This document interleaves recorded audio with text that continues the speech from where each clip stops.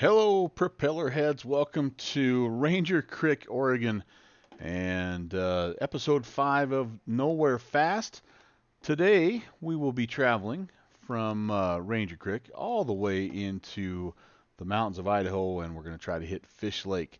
It's going to be a long one, so we better go ahead and get this thing started.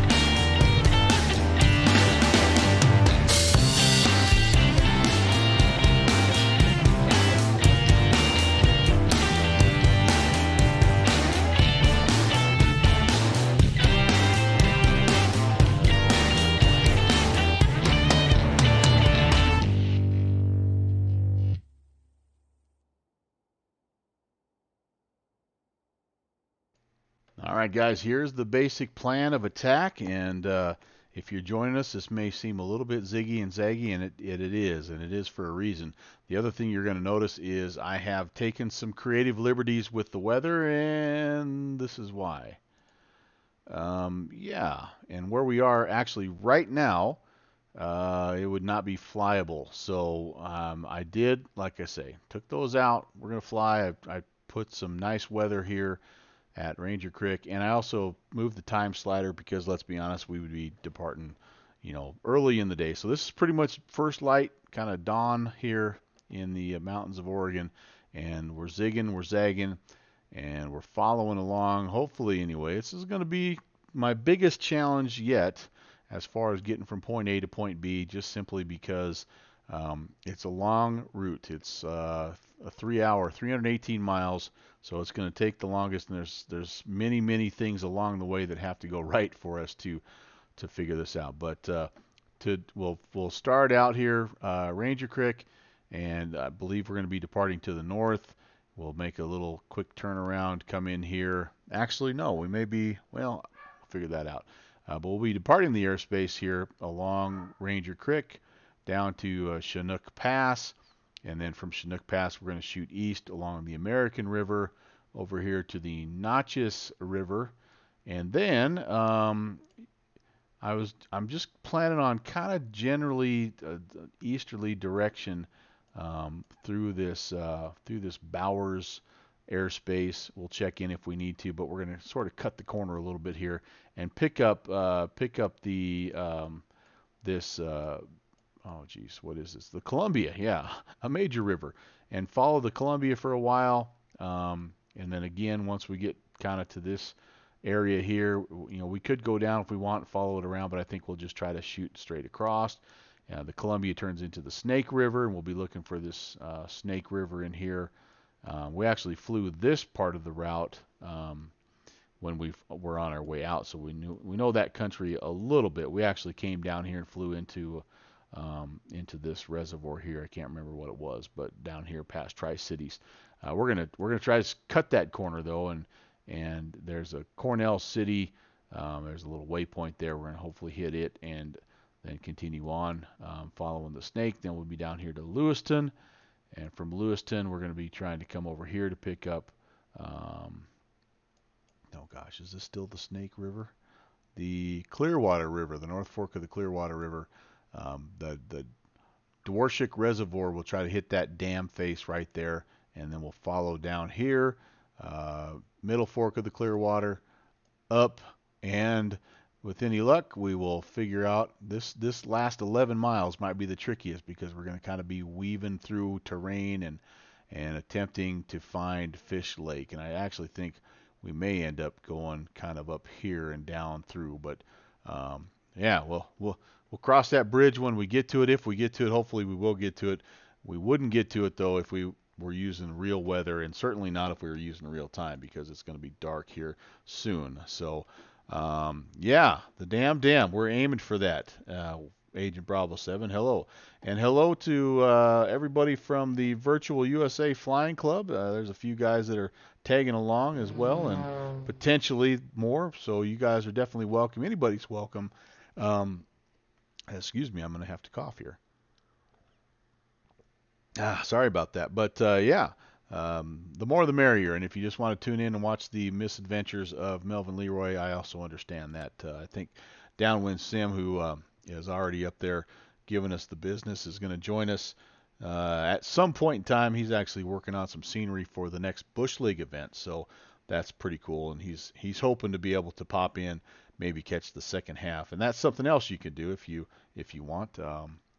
So anyway, I see some aircraft down there, and there's two GA parking areas. One here is down at the end of the I think runway 33. Yep, and then the others are up a little bit further. So I'm going to jump right into it. We'll talk more as we get going. It's how's it going, Agent Bravo 7? It's not going quite yet, but we are about to. I've done the pre-flight stuff, and fuel's loaded, all that good stuff. So we're ready to get this thing started. So we'll go master switch is coming on, and let's get the beacon on. We're going to put the mixture to full rich. We're going to crack the throttle and engage the starter. And we're alive. And I don't want to hear that, Agent Bravo 7.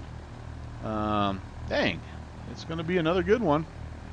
But I understand work comes first. Work almost kept me a little bit late tonight as well. So like I say, I totally get that.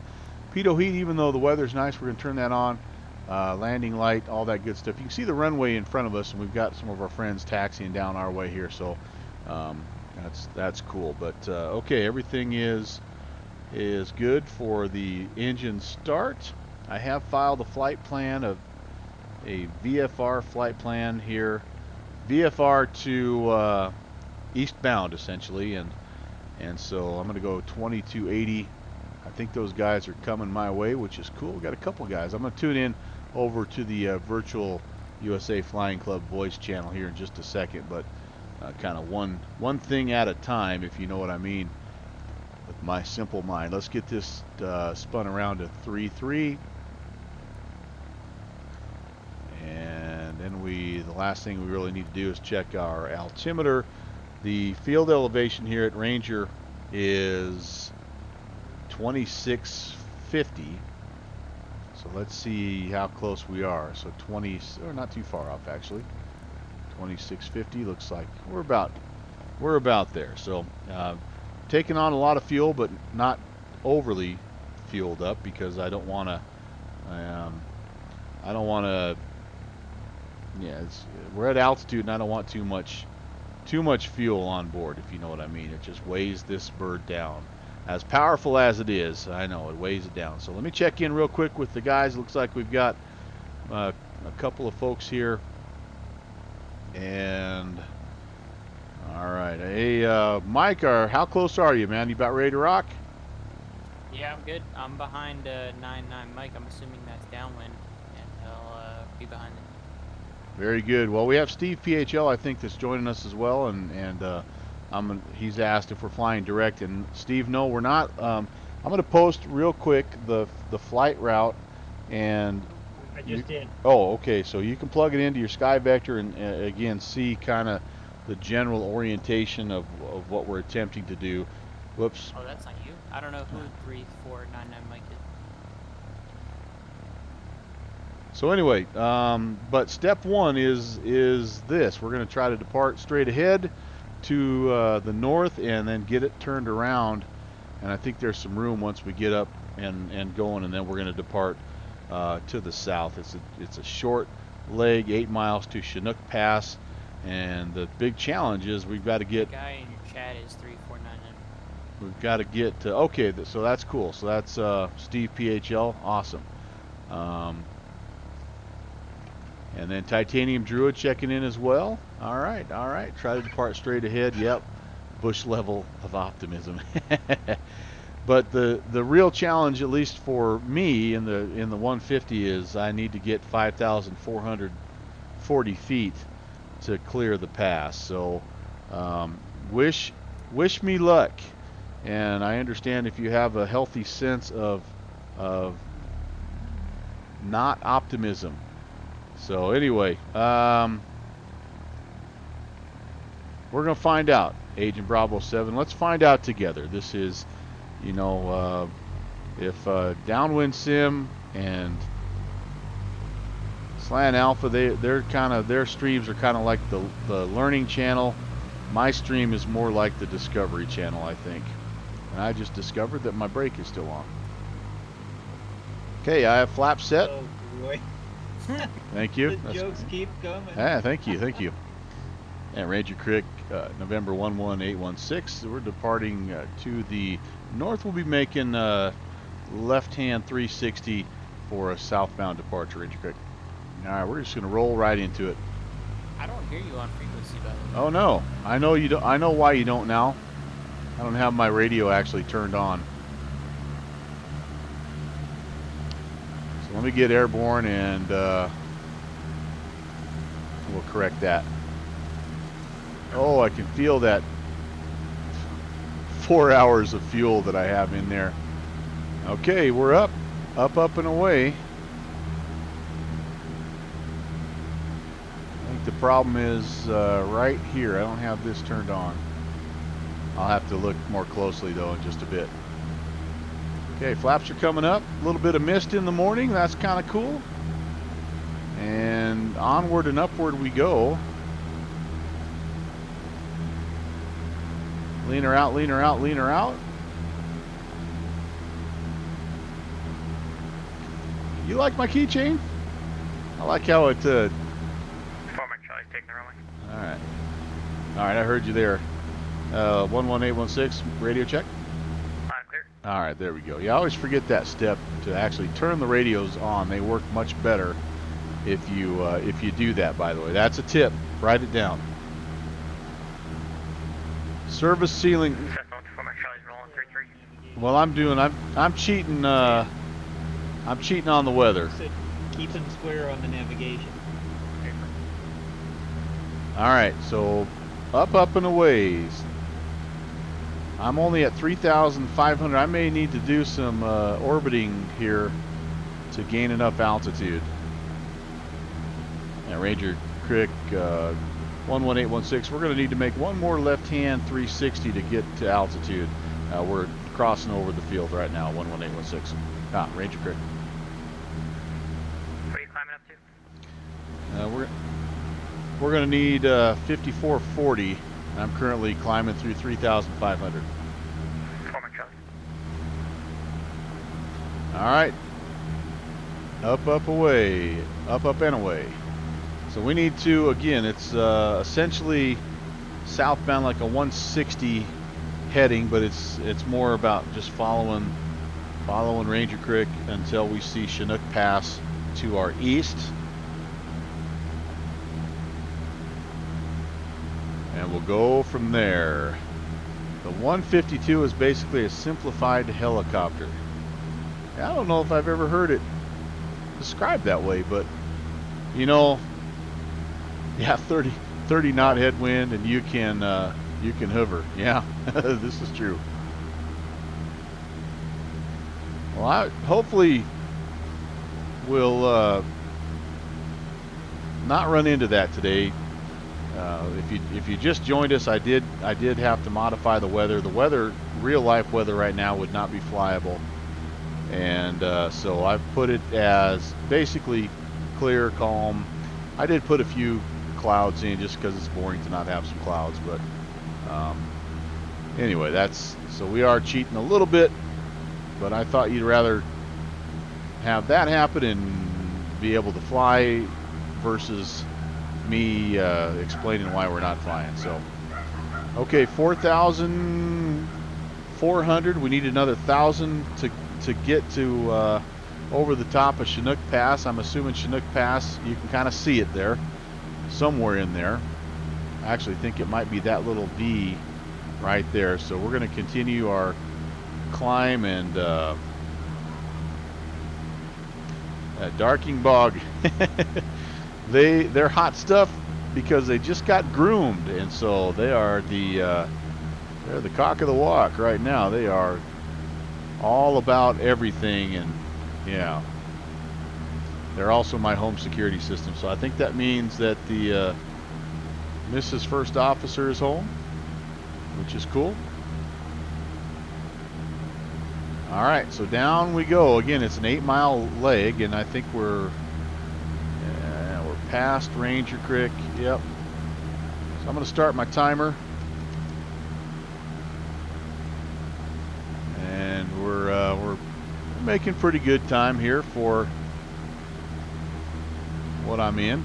Kenny, we're going from Oregon, Ranger Creek, 21 Whiskey, to Idaho, Fish Lake, which is Sierra Niner 2. I'm trying my first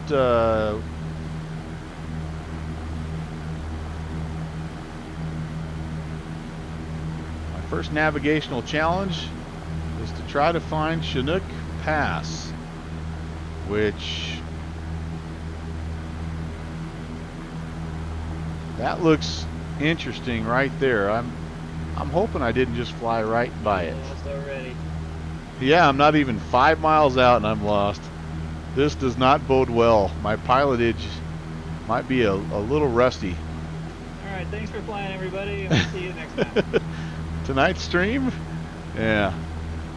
All right, but yeah, so Kenny, that's what we're doing. We've got Mike Siniante from the Virtual USA Flying Club and Steve PHL along with us, at least so far, and I think we may have our main man, Downwind Sim, the Comedy Relief, joining us at some point in time. He's supposed to be working, and I'm using air quotes right now, on some hangars, but he's managing to still chime in and give me a hard time, so I don't know how much he's actually working. So we'll see. But yeah, let's pop out here and see what's going on. Do I have this set? There we go. That's us right there, guys. I've got the time set for early morning, just to try to simulate roughly when we would be heading out here. So, all right, so some fresh taters. Yep, maybe. Hey, greetings from Greece. Awesome, man. Hi, Thespius. I think this is maybe the first time I've been able to say hello, but welcome to Prop Culture. And welcome to the mountains of Oregon. Or is, maybe I should, yeah, we're in Oregon, right? We ended up here after the last, so no, this is still Washington. My apologies, guys. We ended up down here after the last Bush League flight a couple of Mondays ago, so that's where we're departing from. And yeah, appreciate the follow. Heavy dose of this type of bush flying, you know, lots of propeller driven stuff with the occasional guilty pleasure, that being a vintage airliner. Boy, I picked some tough sun to fly into here, didn't I? Yep, it is Washington. It is Washington. Early morning sun. Downwind, you're supposed to get out here and wash these windows for me as part of the contribution to the stream. All right, so Agent Bravo 7 sharing her stream idea. 4 hours of explanations on why we can't legally depart. It's part of the fun, man. I really need somebody smarter to explain that, because clearly, yeah, I'm just still figuring this stuff out. All right, so we're 4 minutes south. It's an 8 nautical mile leg, so I think anytime soon here we can turn. We're definitely up over 5,440, which was which was the altitude we needed for the pass. This could be the pass right here. Little notch, but not 100% sure So if. are we like we're following this road until we find a river? Is that kind of? So the idea is there's Chinook Pass, and that's what we were looking for. My fallback, though, if we don't find it, is to there's a little lake there called kind of Bumping Lake, and that's another. I think this is our pass right here.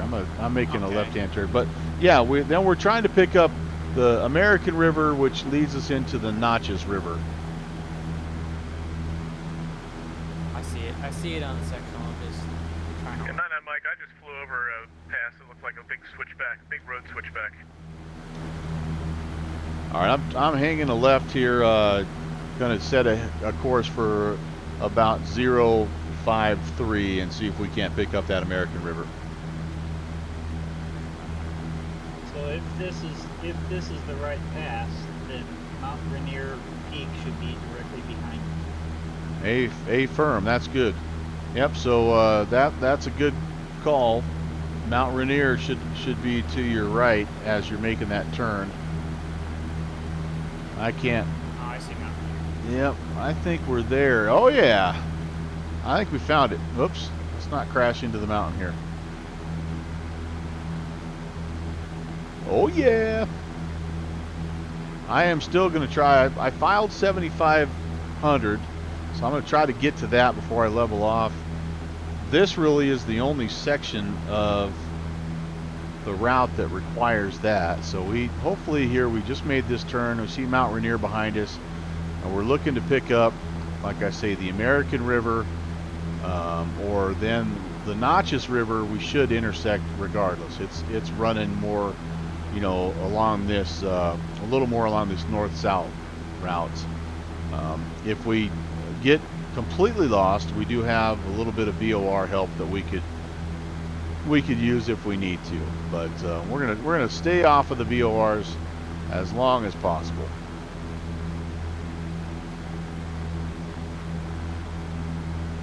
Yeah, Agent Bravo 7 hits the nail on the head. It's some of those flights. You could take a full hour. Well, it's similar to what Bill Forley did the other night, where he flew through like 6 different types of airspaces, and he spent quite a bit of time up front just explaining the differences and how to navigate those and what was okay and what wasn't okay. It was really, really good. All right, so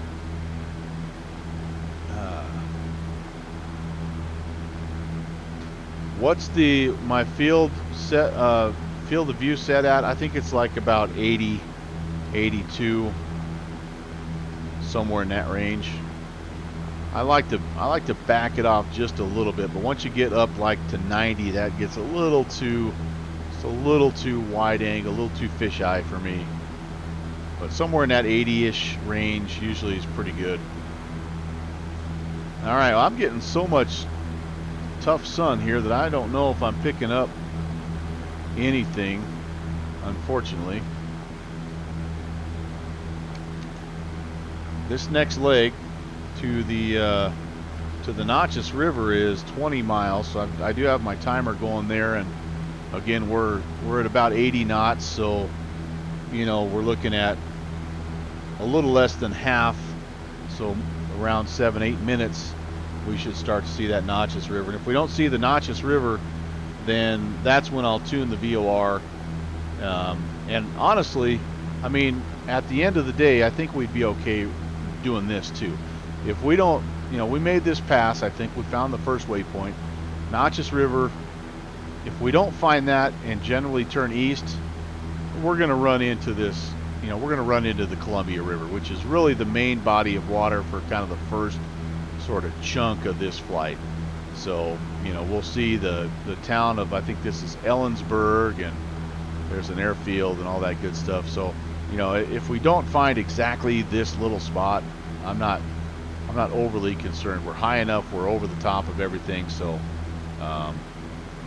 Yeah. True Earth, Washington. Yeah. It looks pretty cool, but I'm happy with what I can build myself with the ortho for now. It's not quite True Earth, Washington, because I know they do the color correction and things like that, but I just have a few other things that I need to spend my moolah on. So, but yeah, definitely, it does, and the ortho has done exactly the same thing. That's a potential river running. We're only 2 minutes past Chinook Pass though, so I don't think that's our river.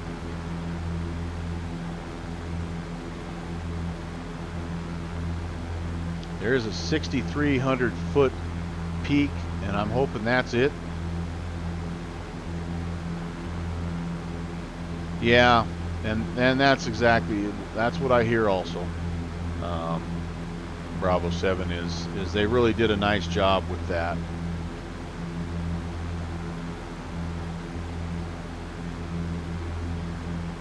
Okay, well, we're picking up some speed here. That's kind of cool.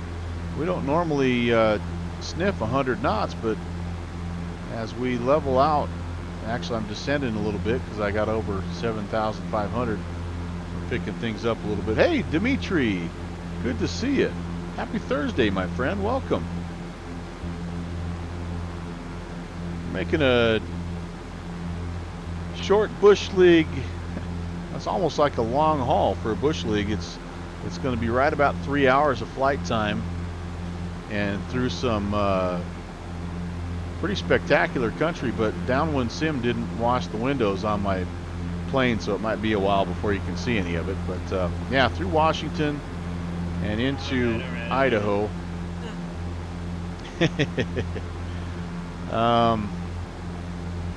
Yeah, so we just got started, and we're about, I would say, 30 miles out of Ranger Creek, heading into Fish Lake, which is a Forest Service strip in Idaho, Sierra 902.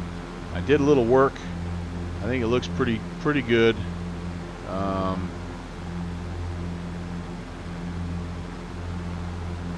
Yeah, and that's the decision that you make. Bravo 7 kind of brings up that point of working paycheck to paycheck to, live life, and then also have a little bit of money, a little bit of cabbage on the side to do something in the flight sim world. And it's pretty tough to justify,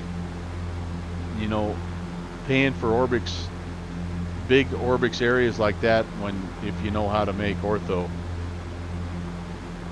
Food or add-ons. Yeah, it's all part of my weight loss plan myself. Okay, well,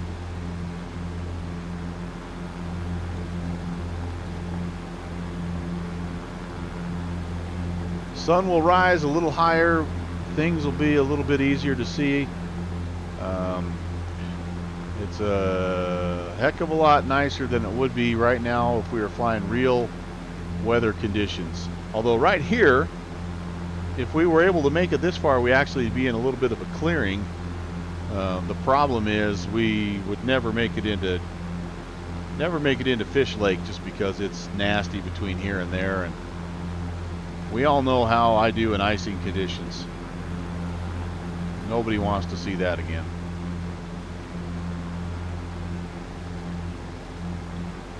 Well, I can't say for sure that we're intersecting. This does look like a little bit of a river here, but it's with it being so much glare, I don't know that that's necessarily my American river or the Natchez River, but I think we're getting to the point here where we could probably turn and start heading a little bit. I'm already heading kind of east. 078 is what I have on my Sky Vector, so And Bush Hooligans fly to 3.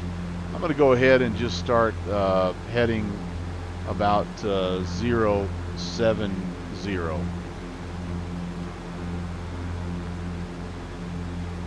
Oh, Charlie. Looks like you're correct. That looks like the right river up ahead there, because I'm over the Bumping River, so that's got to be the Nachos River. A16. All right.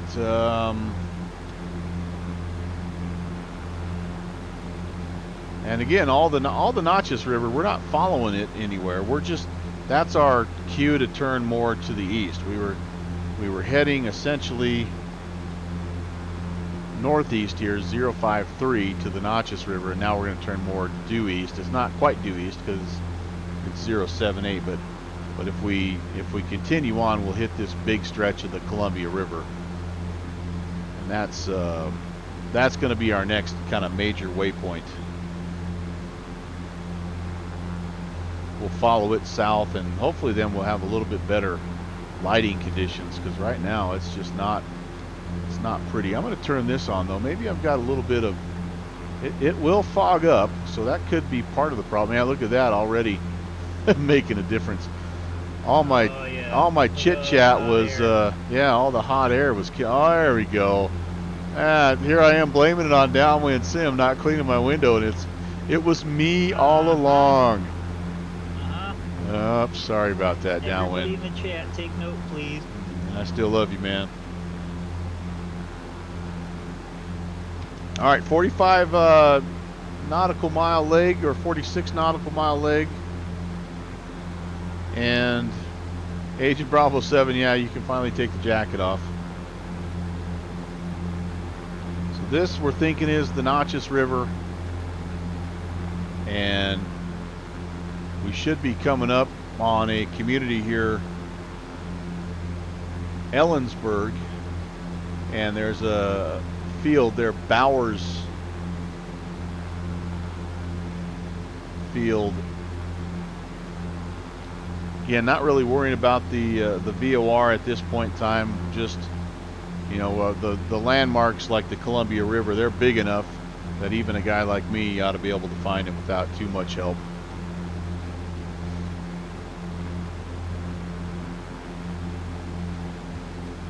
Dimitri voted for add-ons, by the way, Agent Bravo 7.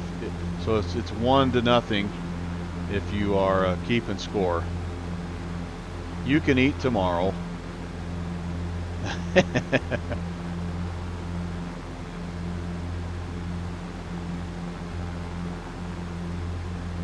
All right. Well, I need to back off. My RPMs are up there just a little high. Right? So basically you can go one entire pay period without eating if we come right down to it. And if you think about your food budget, that's quite a few add-ons that a person could get. So, you know, and you end up, you know, you lose a little weight, so it's like win-win.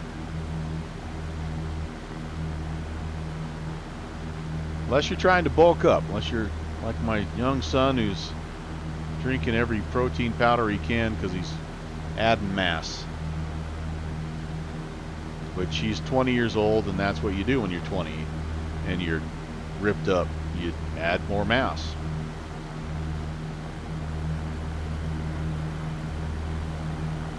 I myself, I tell my middle school kids I have abs of Kevlar.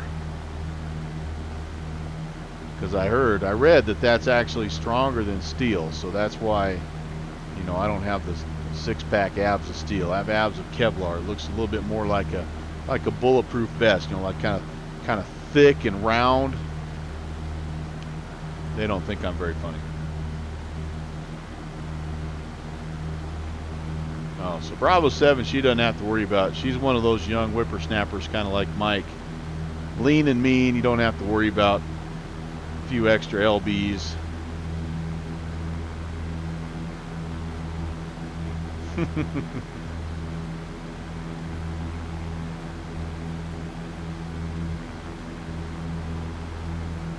Uh-oh. Drifted to 060 here, guys, and a little bit north of course. come back around 070. The reason I'm going 070 and 707 instead of 078 is because I flew east for a little while, and I don't want to be too far south of my intended course.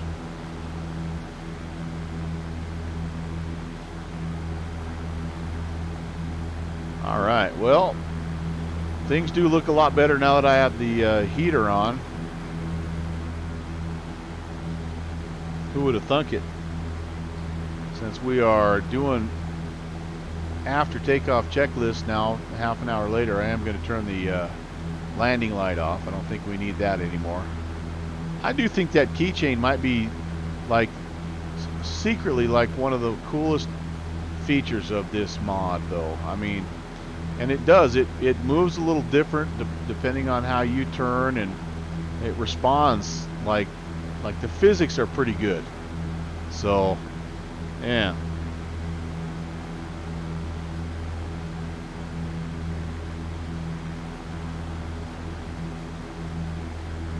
So Jet Pilot Cinnamon, around here we'd call you Wiry. The kid's wiry. Not very big, but he's wiry. Oh, I'm a freaking twig, dude.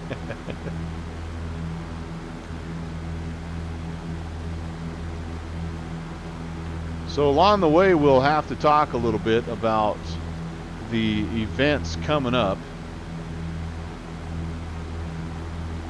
3 February events for the virtual USA Flying Club, and that is right after a January 28th event. So like 4 things happening, bang, bang, bang, bang. So Jet Pilot Cinnamon posting the link to the Discord. It's a great group, and yeah, check it out. And then we'll have him add some detail here as maybe when we get to the Columbia River, where I know for sure where I'm at, we can have him chime in here a little bit and talk about the different events that he's got planned. But very active group, obviously, and they enjoy just getting involved all over the place. And then he'll hop on the comms as well as an ATC, and so does a lot of good things. You know what? I am squawking 2,000. Why am I squawking 2,000? That's not appropriate. Seeing some big water up here, so hopefully we've got our Columbia River. So yeah, Jet Pilot Cinnamon, you've got about 10 minutes to kind of prep your spiel here. And also, why am I seeing these thick clouds? I set my weather for clear with some high cirrus.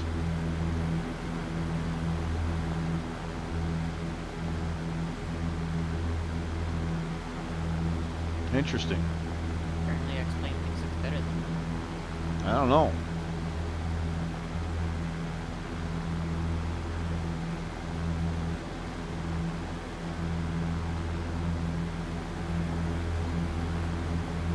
So hopefully we'll see the community here of Bowerman, or not Bowerman, sorry, Ellensburg.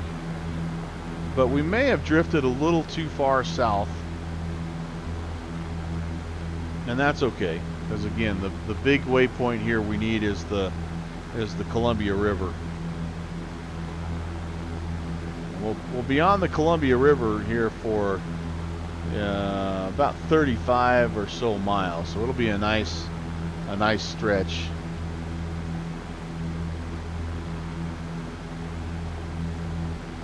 Yep, and Mike will say, read that welcome page. It gives you all the instructions for how to join up. You get a tail number and all that good stuff.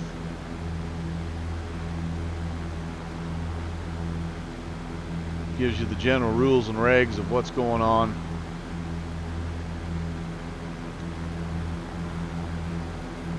Getting to some a little bit friendlier country here, and the terrain does drop for a while.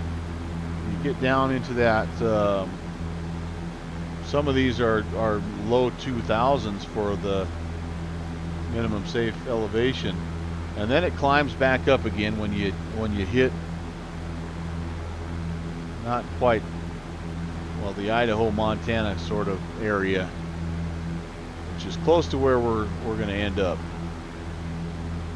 Just shy, probably about 30 miles shy of the Montana border, but you get on those, back up in those Rocky Mountains, and then there's a few mountain peaks near Fish Lake that are up over 8,000, so we'll have to kind of pay attention when we get to that as well. Whoa, looking at the map, wandering all over here, guys, sorry about that.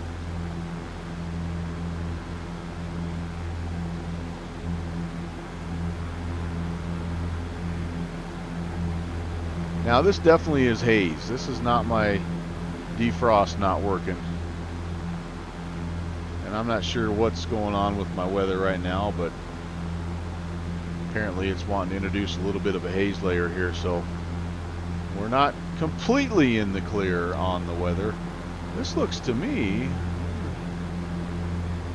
a little like a lake here of some sort, almost. No, I think that's just, no, I just think that's dark trees, which is good because I don't see a lake on my sectional.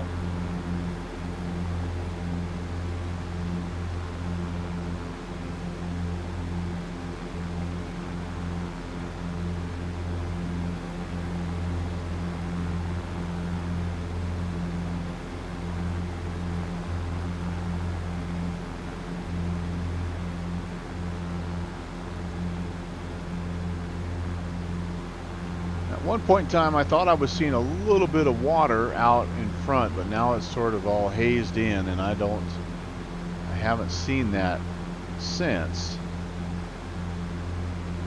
I'm not doing a very good job of holding the 070 course either. I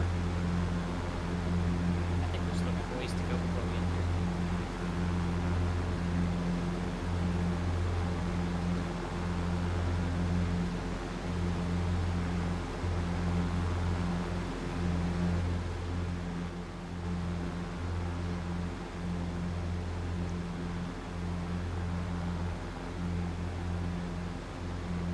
Alright. Got about 10 minutes since we've made our turn from the Natchez River, and I'm estimating about 46 miles. Should be right about 10 minutes, maybe a little more, until we intercept that Columbia River. So keep your eyes peeled here, ladies and gentlemen. We should have it coming up. Never did intersect the that Ellensburg town. Unless that's it down there.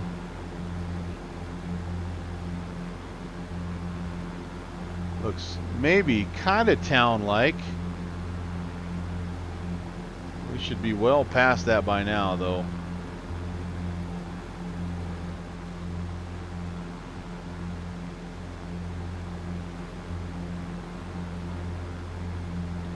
We do also have, if we could locate it, we do have a railroad track and road that are kind of running parallel to our course that cut through the town of Ellensburg that, you know, we might also look for. It takes us in that general direction, but again, for the most part, I think if we just stay pretty much eastbound, we should meet up with that Columbia.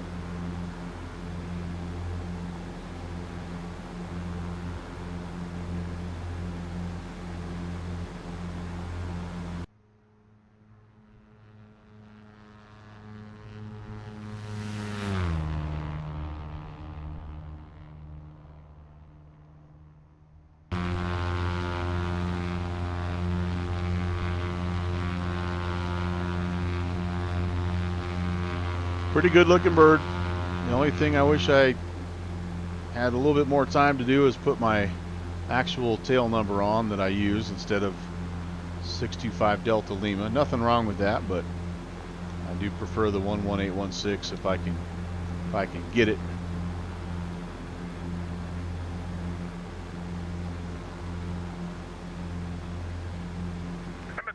5 o'clock here. I'm not sure whose.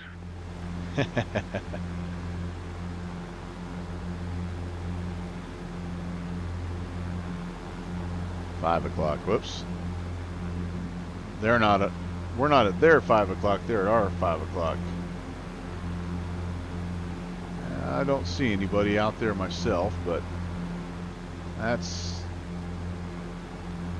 not saying much. Well, there is a. That's a definite town looking.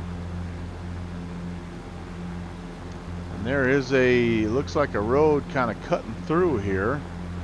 So. Well, I don't see an airport. There should be an airport up there as well. Maybe I'm just a little off on my distance equals rate times time here. But again, I'm not, like I say, not too worried yet. If I don't run into, there's a major highway running down. That's a 2-laner. All right, so I think looking at the sectional now, I would vote that we probably are just right here. We're not up here where I thought. So we've got. I don't know about you guys, but I could see the river in front of me. Okay.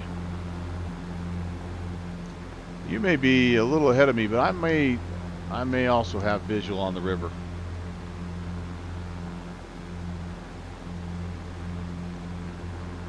I think You're ahead of me. Oh, okay. I think that might be it right there. Hey, Black Fox 403, good evening. Welcome. Happy Thursday.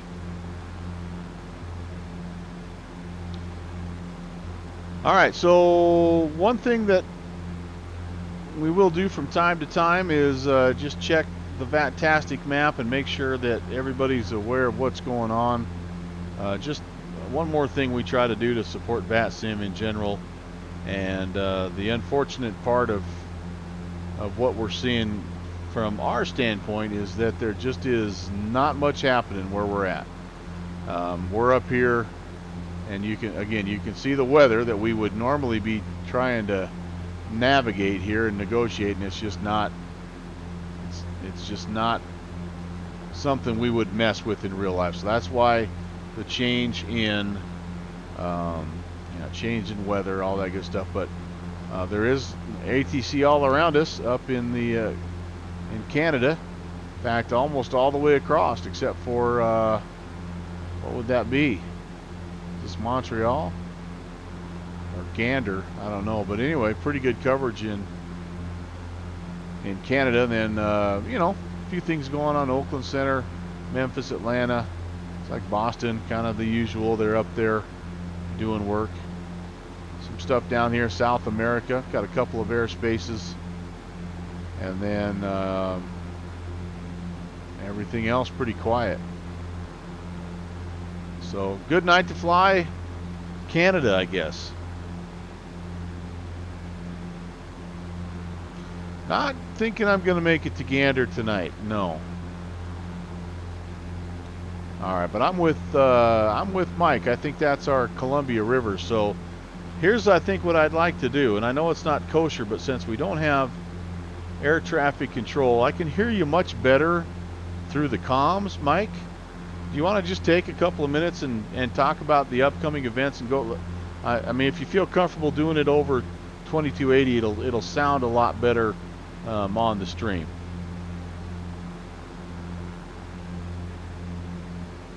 Sure.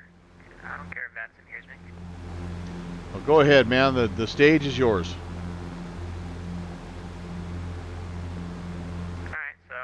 My name is Mike Sinanti. I'm one of the founders of Virtual USA Flying Club. If you guys like flying general aviation on VATSIM, that's the place to be. We have 4 events coming up. One right here at the end of January on the 28th. That'll be this coming Tuesday, 7 p.m. We're going to do a group flight all around Colorado. Pick the airport's day of, depending on the weather. On Thursday, February 6th, that's our first February event. We're going to be doing a group flight along the south shoreline of Long Island, go up the Hudson River, do the skyline route so we can get a good view of New York City before heading up to Poughkeepsie. Following the Hudson all the way. We have the Long Island Fly-In, which is actually a Boston and New York Art Tech combined event that we're just going to be participating in on the 15th of February, which is a Saturday in the afternoon. They're going to light up a bunch of different airports all along the Long Island Sound there. 8 different ones will be staffed and ready to go for everyone. And then Slant Alpha Adventures himself, Mr. Rob Sherman, is going to be leading the way on a group flight for the club as well on Monday, February 24th. We're going to go from Nantucket to Bayport Aerodrome. Bayport Aerodrome being a little grass strip out on Long Island that I've actually been to in real life. It's a lot of fun. About a 2,700-foot little turf strip, if you will, on the south part of Long Island with its own little notch cut out just south of Islip where you have to be at or below 700, and there's specific ways in and out. There's a whole YouTube video for the Bayport Aerodrome online that you can find, and it'll teach you how to go in and out. And that's what we got upcoming on Virtually Safe Flying Club in terms of official events. And we always do impromptu events and just group flights like Joy and Branch here tonight, Mr. Melvin Leroy. Pretty much every night almost, so it's a lot of fun. If you're interested, welcome. You're all welcome. Yep, and I can vouch for that. I've flown along with them many times, and just like if you pop over, they have an events, come fly with me, an events channel, and then just general chat, and they have all that information out there. But yeah, a lot of these things just kind of come up organically, and before you know it, you've got 6 or 7 buddies that are flying around. It's also worth noting that the Islip event that he's talking about, we've got some custom scenery from the Downwind Sim Studios that they'll be made available as well. That's going to just add that a little bit something to it. He does a nice job with the scenery design, and so anyway, it's a group effort, and Mike does a nice job of getting us all organized and on the right track. All right, well, in the meantime, propeller heads, here we are coming up on the Columbia, and we're gonna be making a little bit of a turn to the south, follow this around the horn here. There's a dam face right here that we'll hit, and then when we get up to the top, instead of chasing the Columbia down all the way into Tri-Cities, we're going to attempt to just shortcut it and see if we can pick up this Connell City Airport. There's a prison and stuff here. There's a little waypoint, a little visual VFR waypoint there. We're going to try to see if we can cut off a little bit of our trek and then pick up the Snake River here somewhere in the what is this, Riparian area. I'm a poet and I don't even know it. But yeah, anyway, that's the plan for the next little leg here.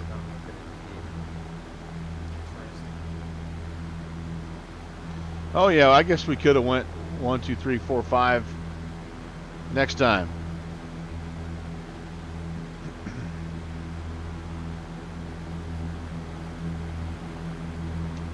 I don't care.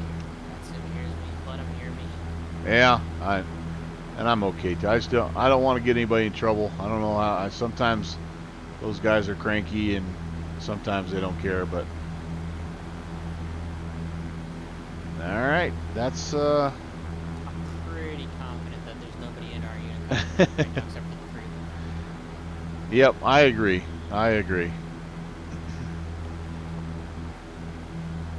Boy, it is hazy on my screen. I'm half tempted to go in and reset my weather again. I mean, half the reason I set it to clear was just to beat the weather, obviously, but the other half of the reason is so you could see the scenery.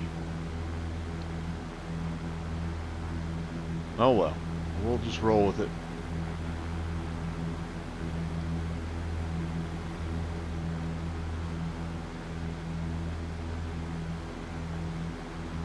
This is the Sheriff's Department.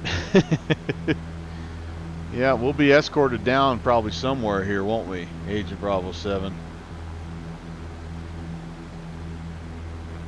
She's the law. She's the enforcer of the group.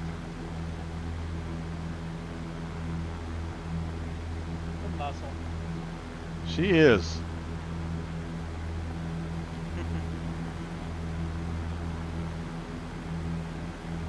All right. Well, I keep thinking I'm seeing water, but then I kind of like this is the river, right? I mean, this is it. I'm so hazy. Maybe I'm having hypoxia here, even at 6,500. I can see you guys ahead of me. It looks like you're just about on the river. Okay. Thanks for the confirmation. I need all the help I can get. Yeah, I see a big river and a big dam at about 3 o'clock, 2:30.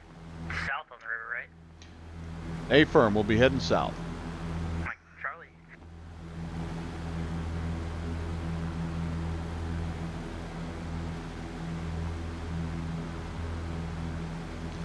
Okay, well, I feel good. We found kind of our first couple of major waypoints here, and so we're off to a decent start. Pilotage is one of those things that definitely not great at, but enjoy working on and trying to get better. And I think maybe what I should do here is descend. I can descend for a little while and get down there where I can see a little bit better, so I think I am going to. Plus it'll help me pick up a little bit of speed. I'm sure these guys behind me in the prop strikes are appreciating any few more knots I can squeeze out of this girl. Hey, what altitude are you guys at? 816, we're going to drop down to I think I'm going to drop down to 3,500 for this next little run. Mike, Charlie. And what's your altimeter setting? Currently I'm at 3000. Roger that. All right, hello, Mr. Columbia River. You watching the stream, Sean?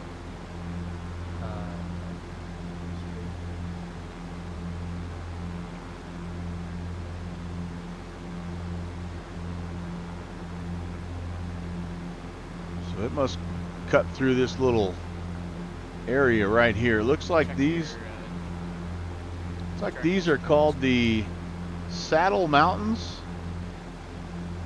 Right in front of us. branch. There's our Columbia River. Yeah. Computers to be multitasking like this. Come on, man.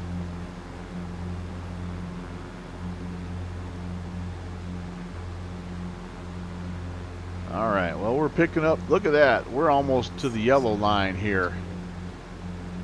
Making 110. It's 1, Yeah. 5, 2. By a Rusty Bell 206. All right. Agent Bravo 7 is reminiscent here. 2015 got herself the A to A Skylane. Decided to finally learn low and slow. And then after a week, you were already working on the PMDG NGX, yeah. Yeah. I love that plane. I still try to fly it as often as I can. The Skylane, that is. And I do like the NGX. It's the first big aircraft I owned. And super complicated. Lots of systems, but a lot of fun to fly. Very versatile.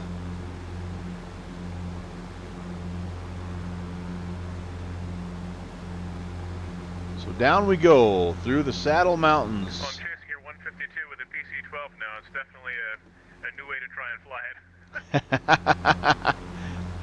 Well, and I mean, I get it, man. If you want to go a little faster, certainly that's okay too. But yeah, I'm wondering, you probably have to have that thing standing on its tail to go this slow. Yeah, she's pretty good going slow, but it gives me the option of finding you a little easier when I get lost. Turbine Suburban.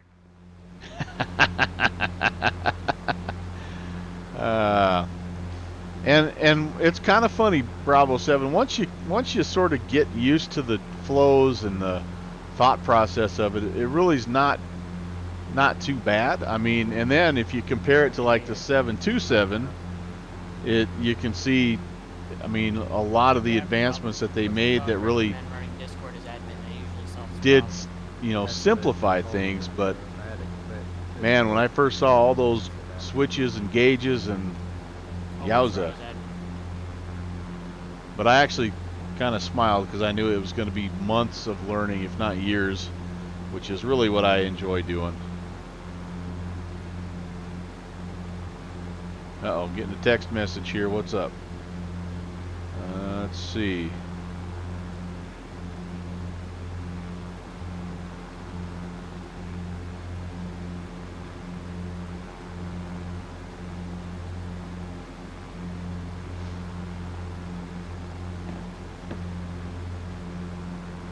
All right, so we're going to follow this river down.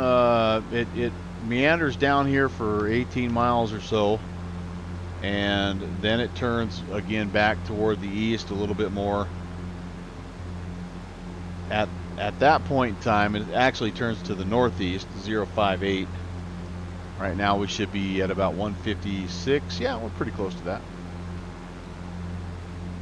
At that point, it's 17 miles, and then that's when we're going to attempt to make the cut across to find the Connell, that Connell visual waypoint, and hopefully that'll intercept us with the Snake River and get us up there by that Little Goose Dam or something like that, or Little Goose Airfield.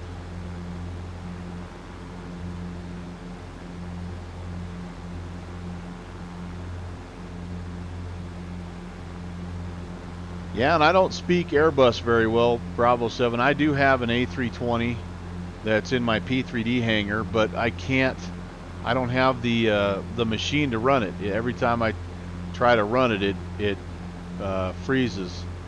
And so I'm hoping that that's one of the things. I'm doing a little upgrade here with the processor and my motherboard, and I'm hoping that maybe is one of the airplanes I can learn how to fly. Although it's still, if I had to pick, I'd rather hop in a DC-3 or something like that. But it's still fun. It's half the fun of getting add-ons is just learning how to get them started, and you know what I mean. That initial learning curve where you're figuring out. I mean, it's. I don't know if it's exactly like learning a new language, because I don't really know any other language. Judging by our stream the other night with Downwind Sim and myself, we really don't even speak the English language very well. But learning a new aircraft type, like an Airbus. Hold on, what'd you say? I just was reminiscing about our English lesson.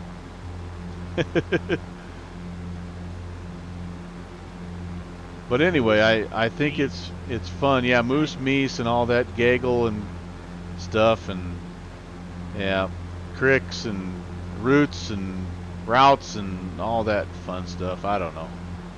Draws and hollers. Oh, I remember you guys were talking about it. Yeah.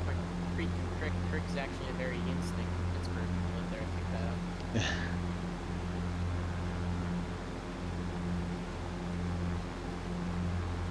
So yeah, I think, wouldn't you agree, Bravo 7? It makes you just overall a better pilot. I mean, if you understand how the different types of aircraft operate and behave, I mean, obviously you get more versatile because you have a new skill set, but just not only do you understand like the Airbus better, but then you understand other aircraft better, because there are commonalities. There's probably more commonalities than differences between the major manufacturers.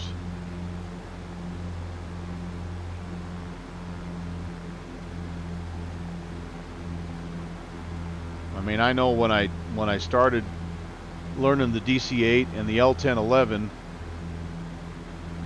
all of those systems back there at the engineers panel,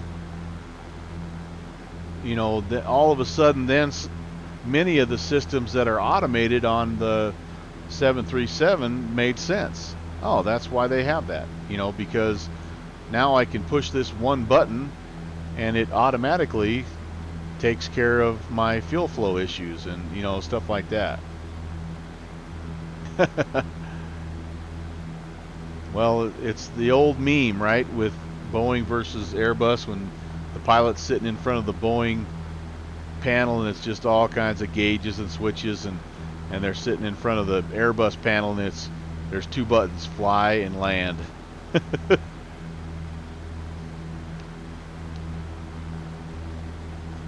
All right, we're creeping up on what I believe is the Saddle Mountains. No, the Saddle Mountains are on this side of us. Sorry, they're up north. I don't know what this little ridge line is. It's kind of cool though. 3,500 to gets us down here close to the river, so we can track it in this haze.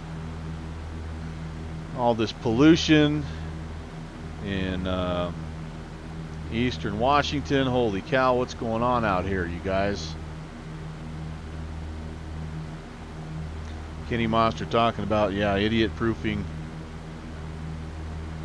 Seems like the more of that you put in, sometimes it gets counterproductive.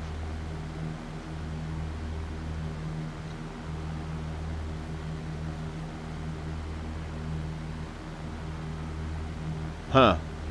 That's interesting. Kind of read your thoughts when you hand fly. Very instinctive. Now, there's some dudes out in front of us. We tried to descend and pick up speed, but at the end of the day, there's only so much you can get out of the, what is this, 150 horse Lycoming or whatever it is.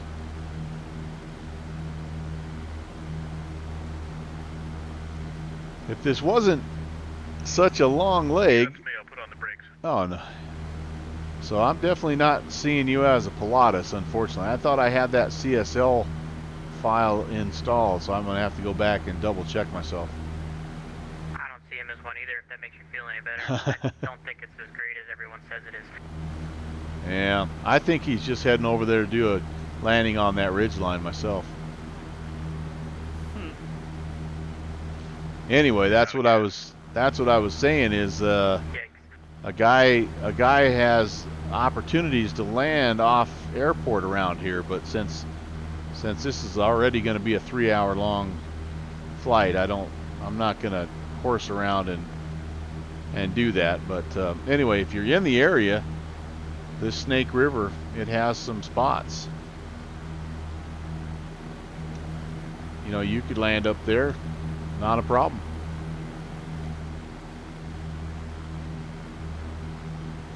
So there is a dam, and that's, what is that little, I thought that dam had some kind of a,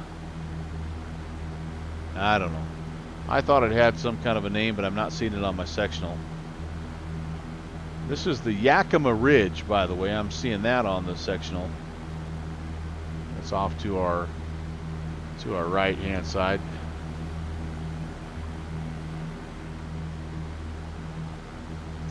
And I've slowly crept up to almost 4,000 feet again, so let's trim out.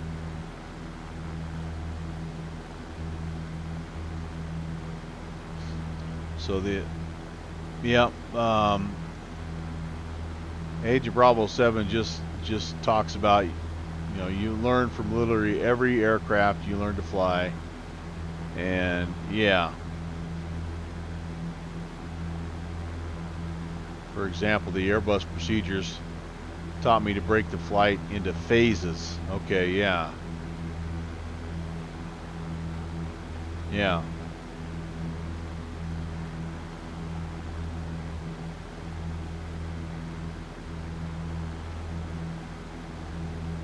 You learn the aircraft, then you learn from them. Wow, that's pretty deep, Agent Bravo 7. Somebody needs to clip that, man. That's good stuff. That's probably one of the best things that's ever happened on one of my streams, is a little nugget of wisdom like that. other than me calling Mike Sinante Jeff for about the first week I knew him. And then, after I knew his name was not Jeff but Mike, then I started calling him Mike Siniante.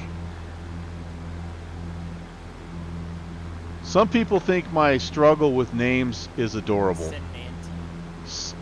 Cinnamon-Tenante. You can just call me Cinnamon. Cinnamon. I know that's when you got tired of trying to teach me what your real name was. That's Moose, Meese. we Wyoming fellers. We're just good old boys. Okay, so we're looking to, again, we're past the dam face. Excuse my French. We're going up here. This will turn a little more north, and then when it starts to make that southern right-hand turn again, that's when we're going to attempt to shoot it straight across. Terrain issues, 2,600, that shouldn't be a problem. We're at 3,500. We are looking for this little Connell waypoint. Looks like it's a little town and airport, and there's Connell Prison, where I believe Downwind Sim did a couple of years back in the 90s. And if we keep going, then we'll bump into the Snake River. I am a little worried about this, because if we end up tracking too far north, then we'll miss the Snake River. So I might end up doing, instead of doing right exactly, whoops, like 082, I might go a little bit more to the south, just to make sure we bump into where we're supposed to. Downwind Sim must be back at it. So I think scenery development was one of the trades that he learned at the Connell State Prison, if I'm not mistaken. That's not confirmed. I just thought I read that on his Wikipedia page. Insider trading or something. Yeah. I'm not 100% sure. It's probably wrong, but I'm just going to throw it out there. Just making fucking routes. Did I say Rob? Downwind Sim. Who'd I say? Hopefully Downwind Sim. Sometimes I get the two of them confused and mixed up. Sometimes I have a little trouble with names sometimes, so but I actually have never seen both of them in the same place at the same time, so I can't confirm that they are in fact two different streamers either. So there's a lot of stuff kind of floating around here. Because you have one name for real life and one name for your. Downwind Sim, I'm just proud of you, man. I mean, you've got your life back on the right track. You served your time, and now you're a contributing member of society, and I mean, hats off to you, buddy.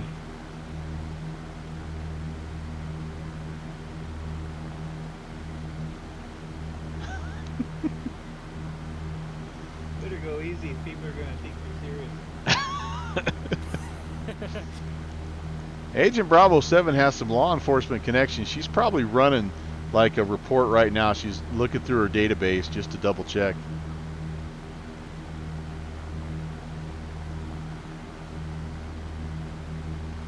The Airbus has, okay, here's Kenny Monster is either asking a legit question or setting up the one-liner punchline of all time.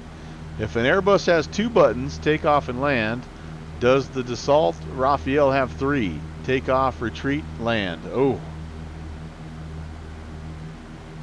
What's up, Dave? We are. There's more shots fired, I think.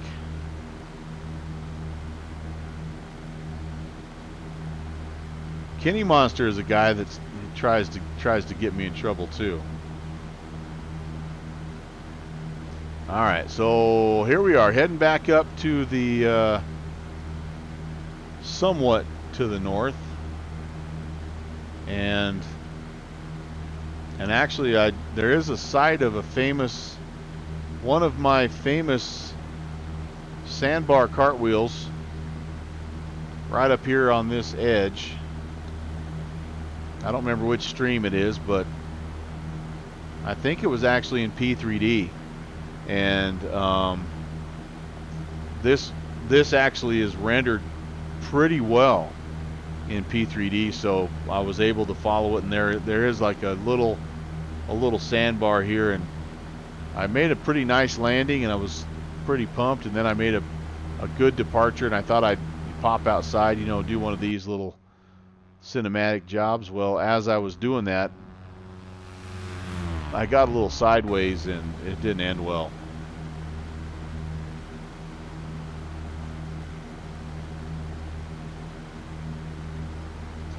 Agent Bravo 7, I legit thought, and I'm being serious here, I thought you worked in some capacity with law enforcement. I don't know where I got that idea, but this is not me like making up stuff like Downwind Sim spent time in Connell prison. I thought somehow you had a connection, or you that was where you worked, was in law enforcement somewhere.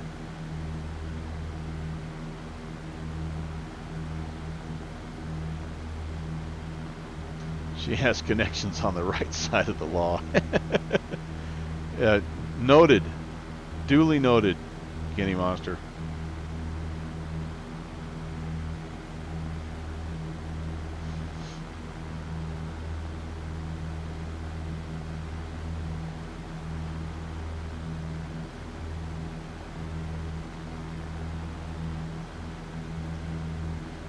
Well, so as long as we're talking about upcoming events, I don't know if Downwind Sim is here or not, but we do have another Bush League event coming up here in just a couple of weeks. It's called the Bush League Backcountry Fly-In on the first Monday of every month, and it's essentially just an opportunity to get together and kind of do like what we're doing today, although we for the most part the entire route is no more than about 100 miles, and you have several stops along the way, into and out of kind of like Ranger Creek. That, if you saw where we departed, that was actually the last airport from January's backcountry fly-in, so that gives you a feel for, you know, kind of what we do. But anyway, Downwind, if you're there, let me know, and you can maybe put out some teasers for what we have in store coming up here for the February Bush League event.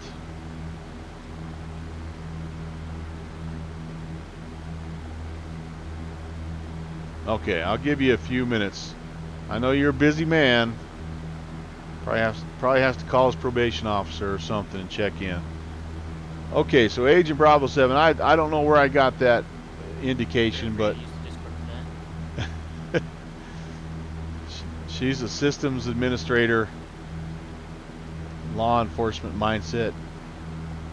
Yeah, I have a healthy dose of respect for the law enforcement folks, and I work closely with many of them in my job as a school administrator. So I think that's a pretty awesome profession, and so yeah, it takes a long time to get that ankle bracelet off. All right, so here's the well, okay, so you see the little small island right there off my wing. I landed my plane on that, and I was feeling pretty good because it's a short landing, and then it took off, and I ended up trying to do the cool sort of 360 deal, and I ended up cartwheeling over here in this field somewhere. It was a definite moment of pride.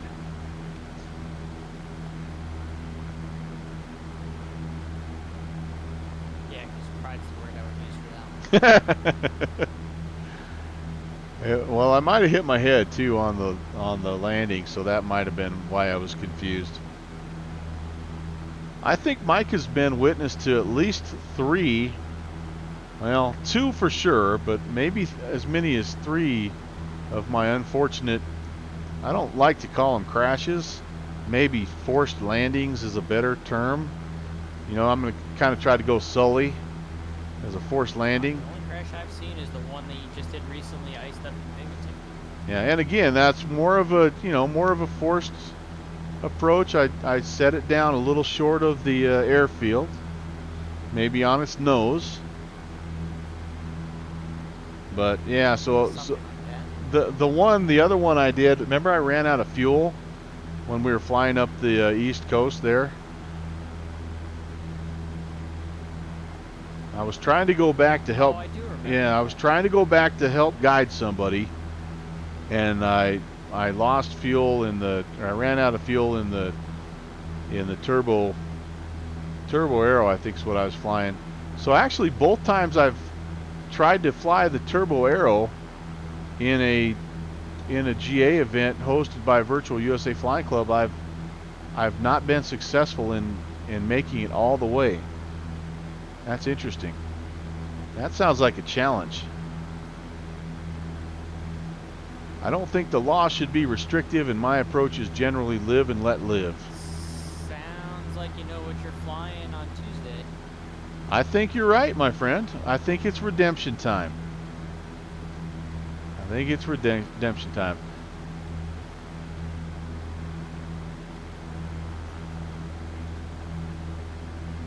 All right, so here we go, ladies and gentlemen. We're going to attempt to cut the corner. We're shooting about a 27 nautical mile leg. I've got the timer going. We expect that to take us about 10 minutes. We are shooting for Connell State Prison. I'm going to attempt to hold a 084-ish heading, 3,500.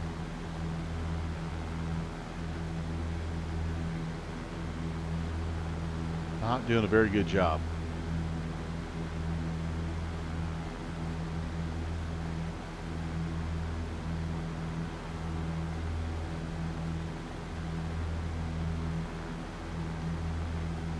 A timer in this bird? I wonder how many hours I put on this thing.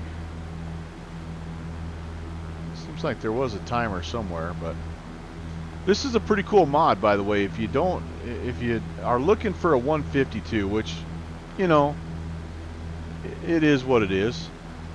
It has sentimental value to me, which is why I like it, but it's not for everybody. But if you're looking at, first of all, I should say a couple things. Number one, if you're wanting the better bargain, the Carenado is definitely the way to go, because it's only 25 bucks and the Just Flight's 40 bucks. However, that said, Just Flight has a sale on until the 27th where you can get 30% off.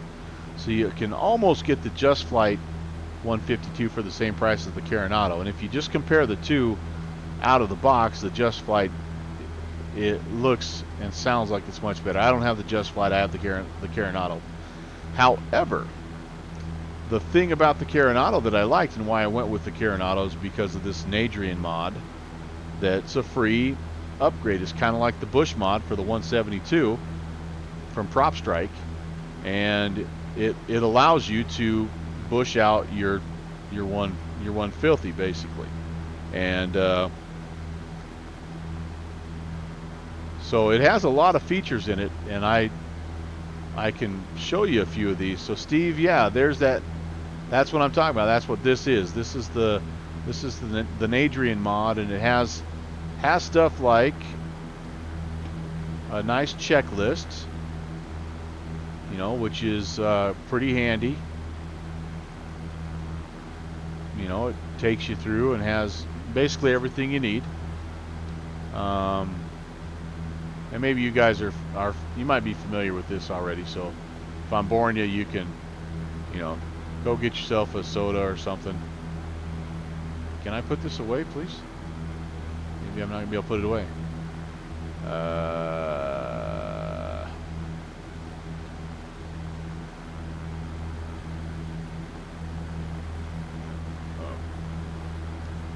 Okay. Oh, there we go. Sorry, I just had to click up there. I'm a little off. I'm gonna miss my waypoint if I don't quit farting around.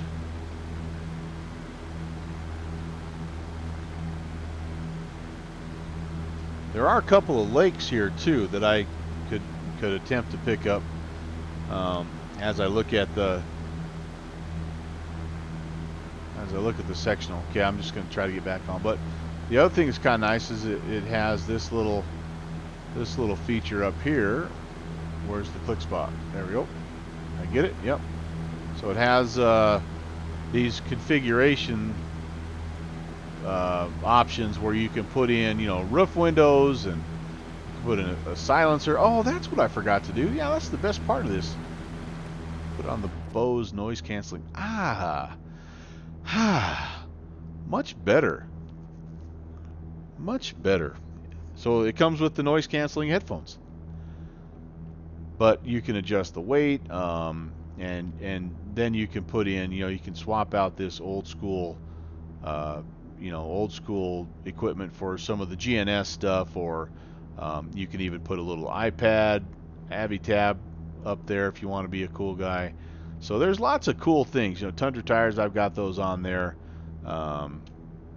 yeah, all kinds of cool things. 88, by the way, Titanium Druid. That's the official field of view. 88, right there. But yeah, it's you know, it's got the sunglasses if you want the sunglasses. It has something else. Whoops. Oh, yeah, all this stuff, of course, opens and closes. What was the other thing it had? There was one other really cool thing. Oh, maybe it was this. Nope, that's just more documentation. But anyway, it's a solid mod, and it makes the Carenado, which is a pretty old add-on, honestly. It shows it. It makes it look pretty sweet. Then there's all kinds of different, you know, panels that you can have. Some of them are old and beat up like this one. Some of them are like black and carbon fiber and look really super modern, and you know, so you can really pimp out your 150 if you want to. But it's pretty out here. All this nice ortho and I build. Hadn't seen it yet. Yep, it's fun. And Steve's another guy. He's a scenery guy. So I'm kind of nervous actually to have him see Fish Lake, my rendition of Fish Lake, because the dude, he knows what he's doing, man. I didn't have time, Steve, to update and hook up the trees add-on that you suggested, but I'm definitely going to do that. I think I'm going to wait till after I get my motherboard upgrade situated, but that looks really cool. So anyway, so Agent Bravo 7 kind of started to vent there. I missed out. So let me back up here. Oh, so Titanium Druid is flying the Just Flight 152. Yeah, it's an awesome plane from what I hear. The purist will tell you it's the best overall model of the 152. And then, so I'm interested to kind of get your take. And I know me, I'm probably going to end up with both of them at some point in time, just because I'm foolish like that. But for now, I'm really enjoying this little bush mod. You know, so. Anyway, so yeah, what's Agent Bravo 7 worked up about? What did I do now? So she's talking about, okay, smart person basically, yeah, doesn't need the law because basically replaced with this approach and its extensions. Some people that need those rules where they don't have time or brain power to realize the harm they may do. Yeah, a lot of the laws that are in place seem pretty self-explanatory, and like, why do we need a law, you know? But I guess there's a reason. There's enough people that don't don't follow that rule that I guess people feel like they have to be forced to do it. Yeah, I don't know. Since when is this chat PC? Well, I'm always PC, man. I'm family friendly here, Mike. You know that. Let's see what else. Bravo 7. If that's the case, why aren't politicians locked up? We can't talk politics, guys. Not that I'm against talking politics, but I am I'm a typical American, and I just don't really care about politics. Let's see. Agent Bravo 7 agrees generally speaking, evil people don't exist, only ignorant, careless, stupid people. Yeah, humans are inherently good. Ever see the movie Primal Fear? No, I have not seen that movie, but apparently it relates here. So, as a matter of fact, they are in their offices when they have more written and unwritten rules to follow than prisons. Yeah, constantly under the. See, now you've used a word that I don't know. Democles? Yeah, my ignorance is showing here. Sorry about that. Uno momento. And Kenny Monster, now he's speaking Italian. Titanium Druid, thank you for getting it back on a trivial note there. The pens, they're sweet, man. I'm telling you. They are. Anyway, so Kenny Monster made a confession. He posted a link there. He's done some very bad things. Oh boy. Do I dare? I'm going to open this up in another window and see what's going on here. Holy cow. Oh yeah, that's okay. Yeah, that's an ad for Denzel, man. He's the man. That's the sequel, right, to The Equalizer? Is that that's what you showed right there? Right? Or is that what you were talking about with hold on. I thought that was The Equalizer that now I can't go back. I don't remember what. Anyway, I have seen that movie then. If you're talking about the one with Denzel Washington, that was a great movie. Okay, we should be coming up on the town of Connell, and the town of Connell has a couple of things going on that might help us with the recognize the waypoint. It has this railroad track that's coming through and branching out, so it's like a three-way railway intersection. It also has a little bit of a single strip airport, and of course the town itself. So with any luck we'll pick that up, and then we can continue essentially in the same heading, same direction. I have a terrible feeling I've went way too far to the north because I've been messing around in the chat window and clicking on colored pins and all that good stuff. But oh no, Steve. I actually think you're too far to the south. Too far to the south? Okay. Well, that's not good either, because then I'm really going to double cross myself.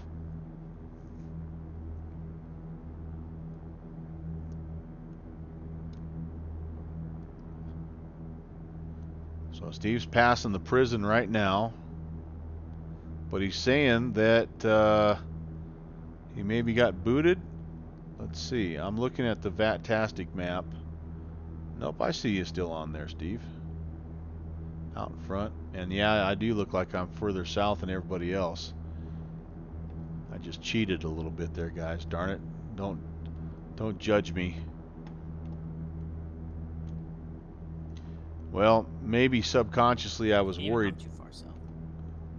Maybe I was worried about not hitting the Snake River there. That's my story. I'm sticking to it. Looks like we do have a little bit of a body of water here, though. So, and what do we have here? Is this potentially a railroad track? Maybe. maybe. So that would head up into Connell, if that's indeed what that is. I cannot confirm nor deny that that's what that is. Kind of like I can't confirm nor deny that Downwind Sim did a little time at the Connell State Prison.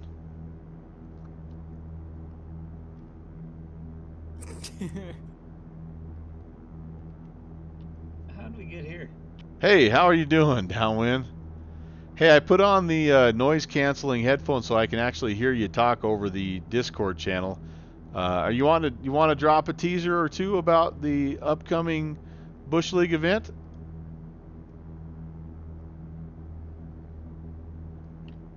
I can.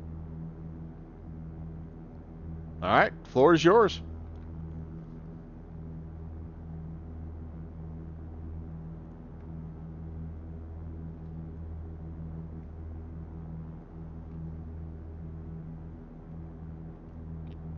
All right, here we go. So it's not this coming Monday, but the Monday following that, which would be February 3rd. And I guess this is the fourth monthly Bush League Backcountry Fly-In series, and we find ourselves in British Columbia again.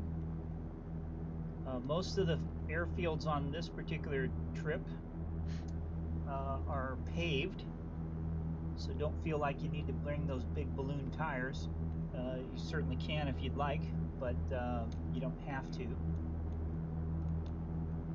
And we're going to start at an airport called Cache Creek, and the identifier is Charlie Alpha Zulu 5.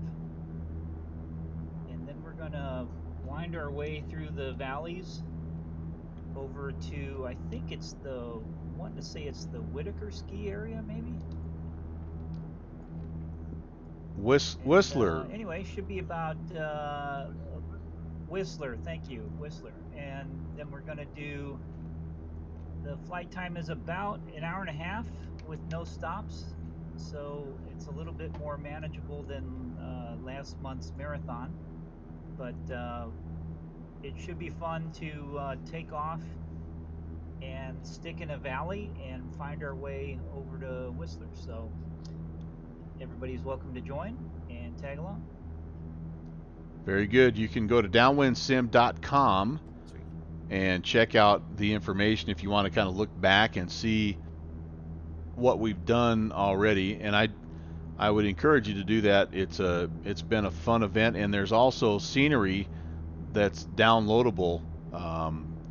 So if you enjoy bush strips and like, you know, the things again like Ranger Creek, if you like stuff like that, there's a bunch of that stuff, and it works really, really well with the ortho that you can create for free. So Steve, I tried to get over there. Oh yeah, okay, so I did see a little bit of that. Look at that. That is cool. I was as Downwind Sim was talking about the Bush League event. I think I saw where you were at, but that's pretty stinking cool. It's a nice looking Pilatus, man. What'd you call that? The something suburban, turban suburban or something?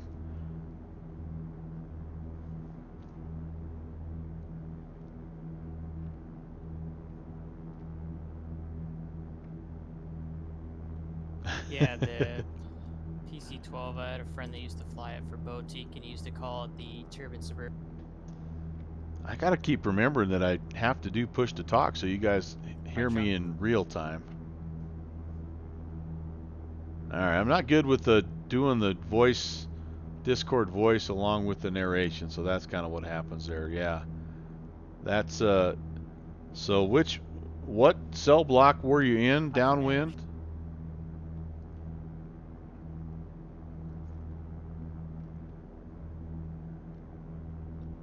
The one with the exit. Oh, so he was oh, that's right. You were a guard. You worked there.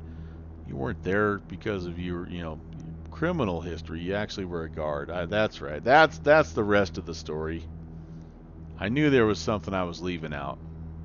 Welcome to the Pinocchio channel, ladies and gentlemen. The otherwise known as Melvin Leroy. The Discovery Channel. We already established that. Let's find out. Let's see what this button does. Okay, so anyway, I digress, but now we're back. So we've passed the Connell little flag, and we have 35 nautical miles until we run into this Riparia area here. So we're, with any luck, we'll just kind of pick up the Snake River here, and we can just get on it and follow it. And then there's that railroad track that cuts through and goes where, you know, but then we can follow the Snake for a while. That'll be kind of nice to have something, you know, pretty nice and easy to follow really for a long time, all the way up here to Ashanka. And then from Ashanka we kind of head south, and then we're getting pretty close, guys. Getting pretty close. I know we've been in the air here for about an hour and a half, I think, roughly. So we're making pretty good time. Whoops, I'm just wandering. Still 9 people with us. Appreciate that. You will all receive some form of commendation at the end for sticking with me and listening to my, you know, ramblings for 3 hours. But let's see. Oh yeah, so I'll show that again. He's essentially got full takeoff flaps set. Otherwise, he's already made this trip 3 times. That is pretty cool. Steve, thanks for the follow, man. I'm a big fan of what you do, and I appreciate your help with all the stuff scenery related. And another guy that's just a wealth of knowledge that is what makes this community so awesome. All right, kind of feels like we're hitting a little bit of a Snake River Canyon here almost.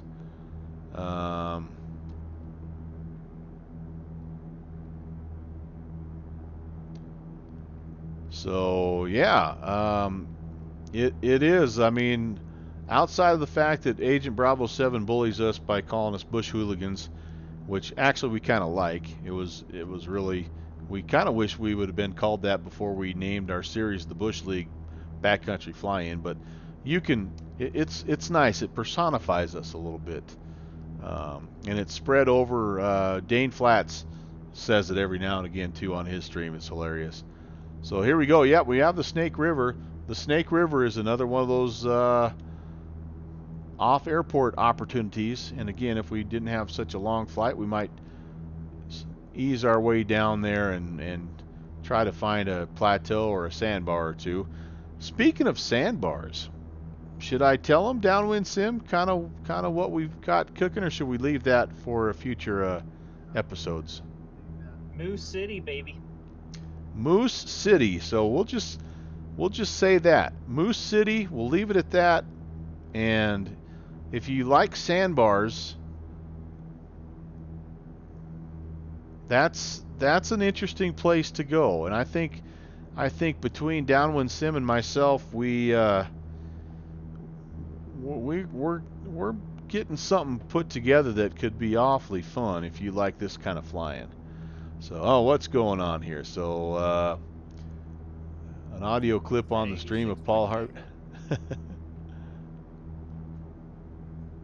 Oh, say again. Say again.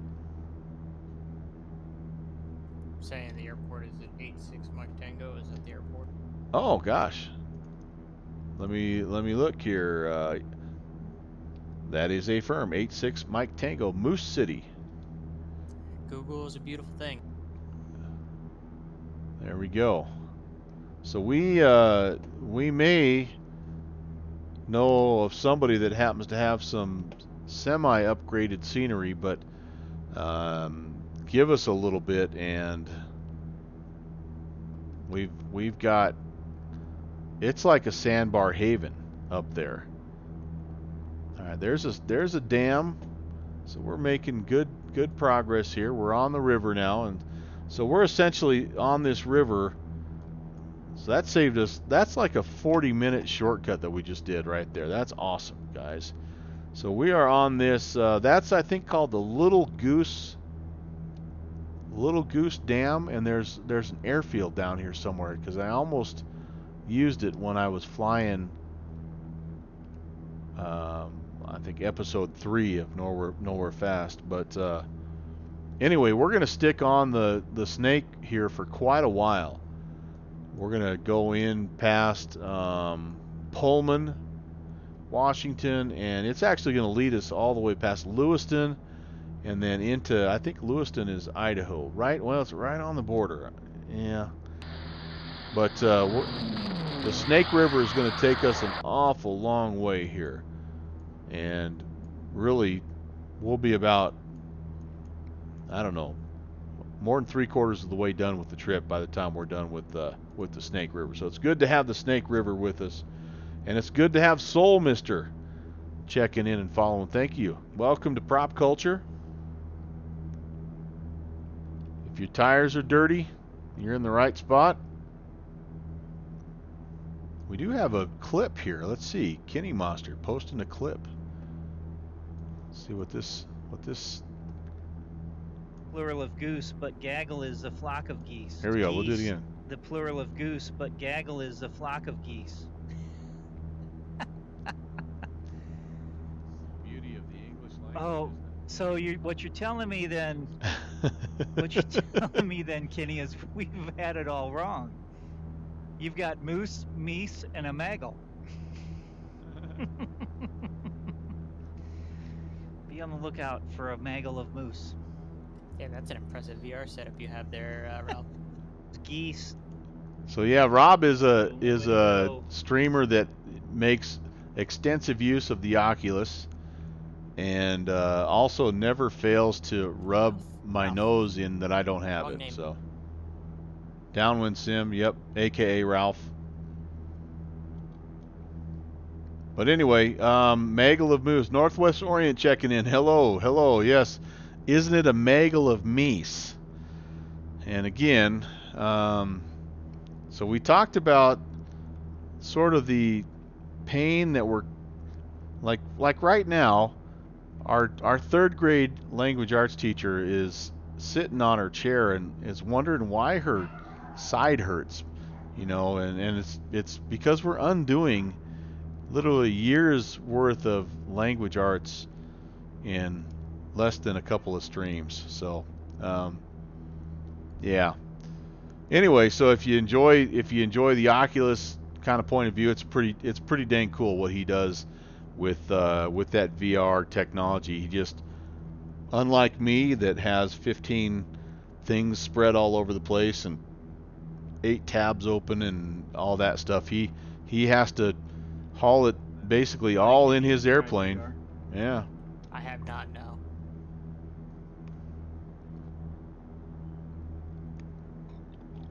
Find in Microsoft Store sometime. You have free demos. Roger that.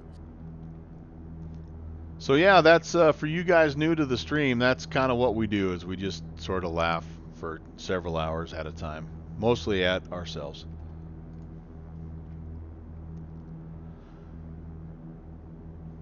I'm really good at making fun of myself, so I'm ready.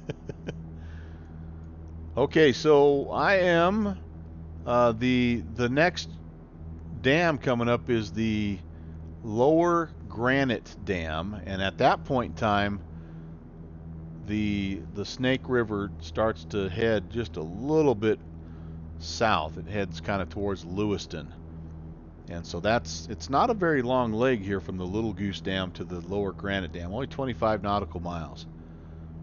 So we're coming up on it here fairly quickly.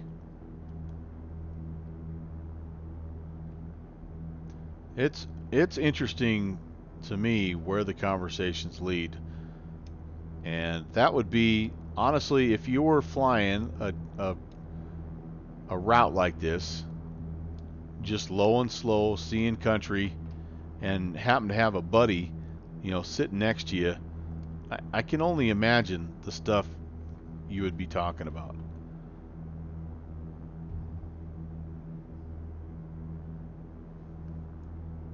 Just imagine what we have to think to talk about when we're in the 145 doing like 2-hour. Oh man. Stuff. Just some stuff. Whatever BS comes to mind. So that was Slan Alpha was talking about Sports. the English language and how he said, I've made a commitment to myself. I'm not gonna learn another language until Sorry, I I'm not the only master the 145 English pilot in language. here tonight. You're in a 145? Yeah, I fly the Embraer 145.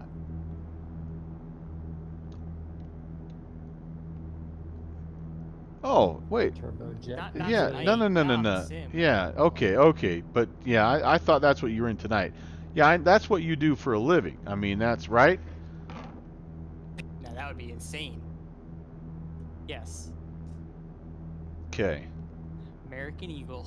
That's awesome. So that's way cool. That's the other nice thing about, I think, what at least the channels I hang out in is it's got such a good mix of like real pilots and the stuff that you guys interject with is awesome for us non-pilots because it helps us make the simulation just that much more realistic. But it's amazing who you run into, what they've done.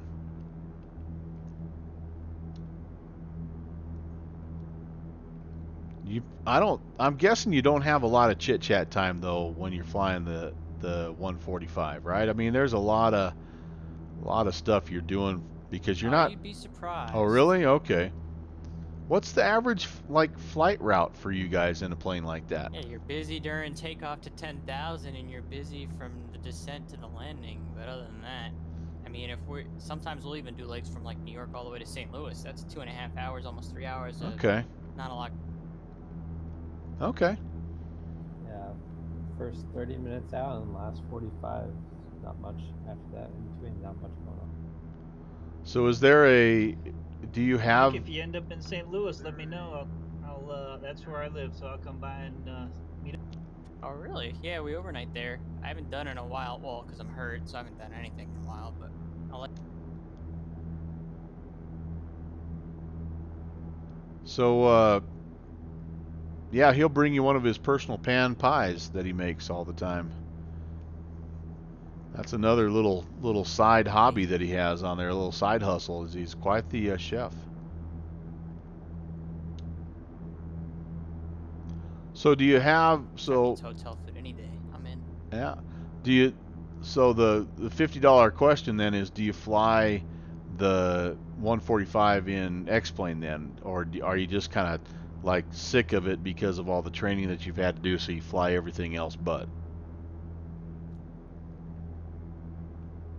Every now and then, but there really isn't any good ones on X-plane. Ah, I see.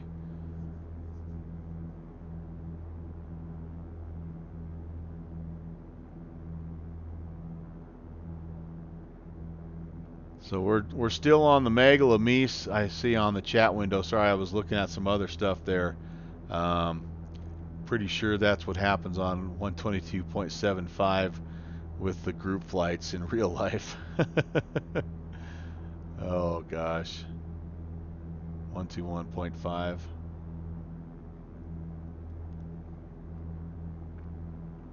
Yeah, I mean,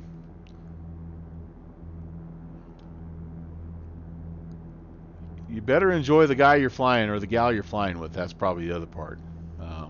Because you end up spending quite a bit of time together, I think, from what I understand. Thankfully, I haven't had a bad captain yet.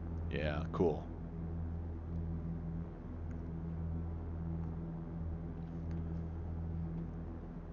All right, so we should kind of around this, I'm thinking around this little bit of terrain here, we should be seeing the Lower Granite Dam, unless that's what we have. No, that's not a dam, that's just a bridge.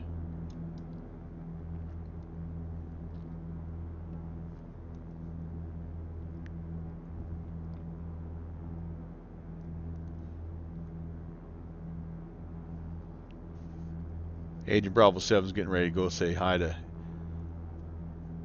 Ground Point Niner. That's right, he's streaming tonight because he's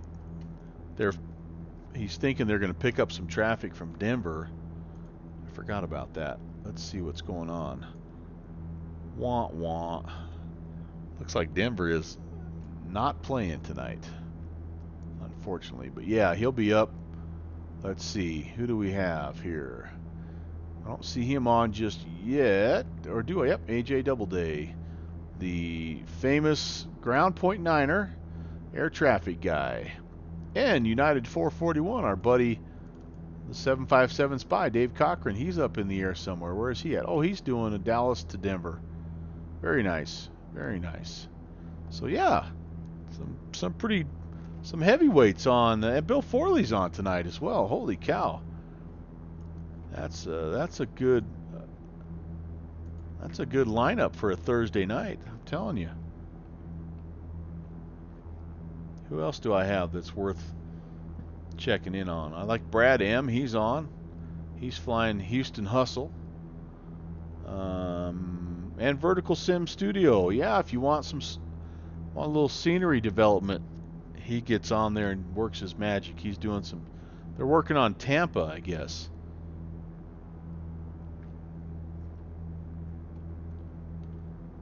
All right. This could potentially be the Granite Dam. Lower Granite, I should say. Oh, Kenny, yeah. 20 people, one of 20 people who got a gifted sub to Ground Point Niner. That's pretty cool. I got to figure that out. What does that do? Because I have a lot of people that I follow, but what's the difference? I mean, do you get access to different things? Secret handshake? I mean, what do you, if you follow someone or subscribe to them? I know it's $5 a month or something, but what's it get you in the world of Twitch? I'm still too new to understand that, I guess.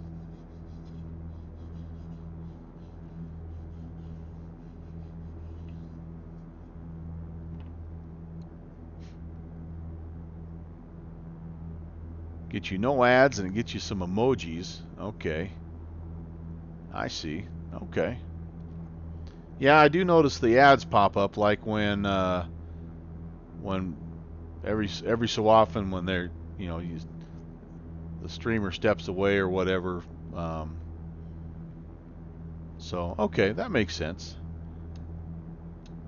And the money obviously supports the streamer and helps them make content and all that. I get that part of it too, but I just, like I say, still a little new to Twitch. I've only been doing this since April, but It's the final frontier. Yep, I would say that's Back the. Star Citizen again. Of course. I would say that's the Lower Granite Dam. Trying more guns. So then, as a ammo, so regular bullets are out. We're going back to laser. Oh boy. I've lost too much altitude. I need to climb again. So as a streamer, then, do you in turn? I mean, do you do something? Do you have to provide something additional then to your viewers, or does Twitch just automatically take the ads off and give you emojis and all that good stuff?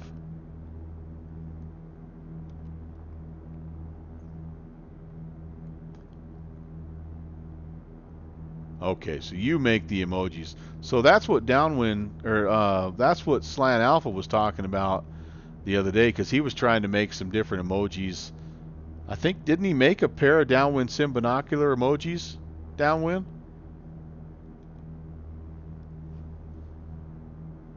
Read the That's Twitch right. help. Agent Bravo 7, come on.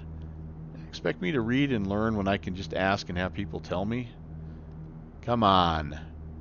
No, I need to jump in there, because I know literally zero about Twitch, other than I've been able to connect it with Streamlabs and toss a few videos up from time to time, but yeah. Okay, I got you. I just didn't know if it required you to do something additional. Yeah, that makes sense though. Too many to explain. Okay, gotcha. Well, maybe at some point in time I'll have a little time to look at that, but for now, too busy trying to get into Fish Lake. All right. Well, so we should be turning about, unless that was the Little Goose Dam. We're still kind of heading northeast. Maybe that was Little Goose. All right. Have the kids do it for you. Yeah, honestly, that's so. I've got a little bit of an idea, and I don't know how well it'd work. And asking this crew is probably going to be like preaching to the choir. But so I've been trying to set up a virtual program for our school district, and I have this crazy idea. Part of why I started streaming was to learn about the capabilities of, YouTube versus Twitch versus whatever else is out there. But I've got this idea of trying to use some of these platforms like Twitch and Discord in my my district's virtual program, because I think the kids are so, it's so natural for them. They gravitate toward this stuff, that it might be a pretty effective platform. And there's lots of ways to create content, and you can have, like we're doing right now, you can have fairly quick live conversation. You have the ability to put your video up of you, or if you were teaching in front of a whiteboard or something, you could show that. I don't know, and I just don't. I don't know if Twitch if there's a policy against that, if like it needs to be more, more gaming focused. I don't know. That's what I'm still trying to flesh that out. But in the back of my mind, I think that could be something really. It could be a pretty powerful way to teach some kids. Okay.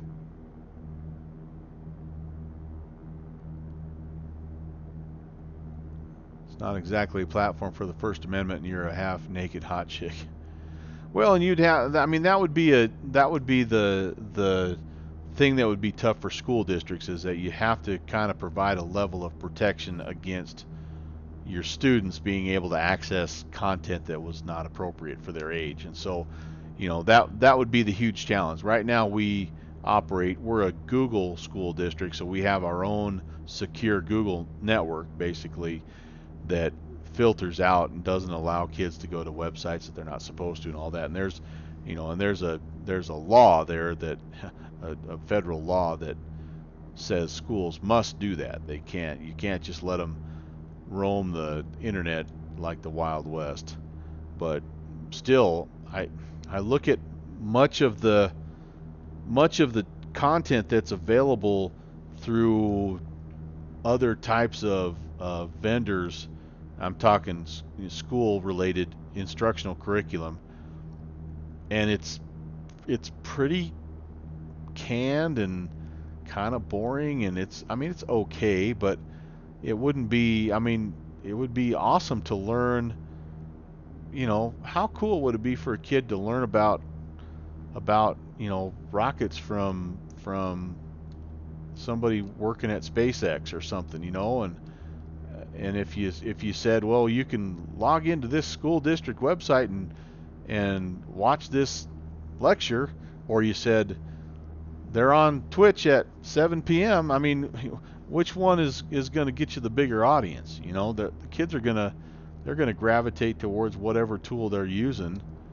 And by the time we get this all set up, it might not be Twitch. It might be the next thing. Who knows? But I don't know. It's just an idea that's been rattling around in my head. So I'll let you know how that turns out.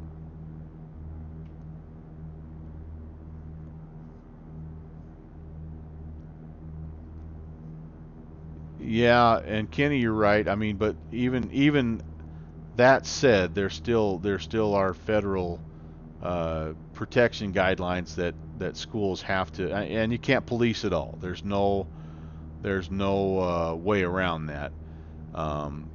But you can't also just not have anything in place where you're not, and it's more about education now. It's not about, the era of banning phones in the classroom is kind of gone. I mean, that ship has sailed. That wasn't effective. So you have to be proactive. You have to educate kids about proper use, and that's much more effective. It still doesn't catch everybody, because you're right. You can have YouTube on, and I guess you could set up. I mean, there's some schools that are like, they have ways to block wireless and all that. They're totally restrictive, or they have bags that the kids have to put their phones in at the beginning of the day and all that. And I mean, and so I think that works to an extent for those districts as well. But I've always been more of a, we're educators, so that should be our solution for any problem, is how do we educate our way out of the problem, instead of prohibit things and set up kind of all the way back to Agent Bravo 7. We're coming full circle, Bravo 7. We instead of adding on more rules and regulations, how about we teach the kids how to use the devices that they have grown up with? And I don't know, but yeah, and Titanium Druid, there are some good things on YouTube, but don't get me wrong, there's some, I sit and watch, in fact, I make fun of the Canadians. Sorry, Black Fox. But one of my grandson's favorite YouTube channels is Brain Candy, and I talk about how silly the accent is. But it's a really good educational channel, and he's learned his colors and numbers and all that from watching those guys, those crazy Canadians jumping their monster trucks through things and saying, "Let's check it out," every 2 minutes. But anyway, yeah, so there's got to be a balance there, Kenny. And anyway, I guess back to my original thought was doing something a little different to maybe encourage more regular use. It's the high-end kids.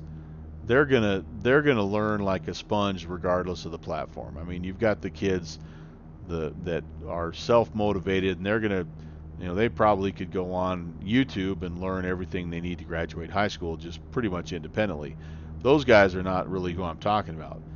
The guys I'm talking about are the population of kid that struggles with school.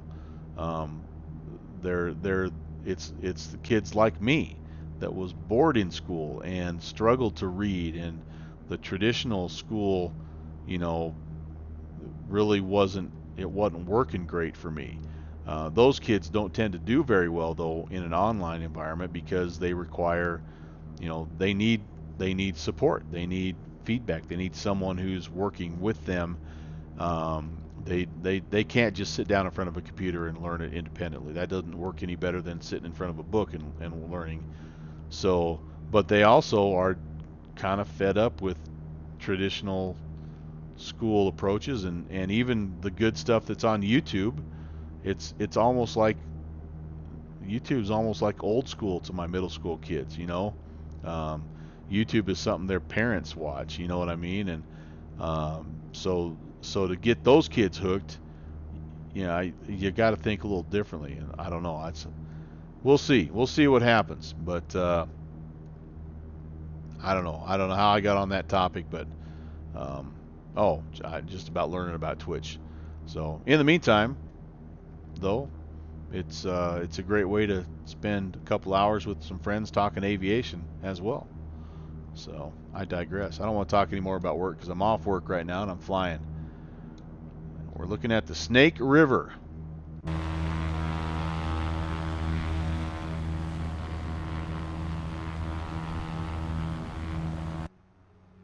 I'm anything but straight and level today. I'm all over the place.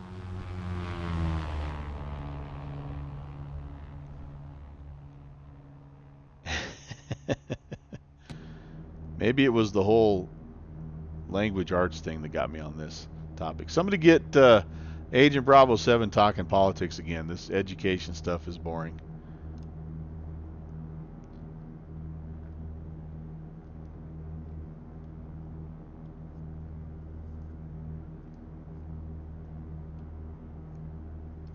By the way, let me do it. By the way, guys, I'm going to slowly climb back up.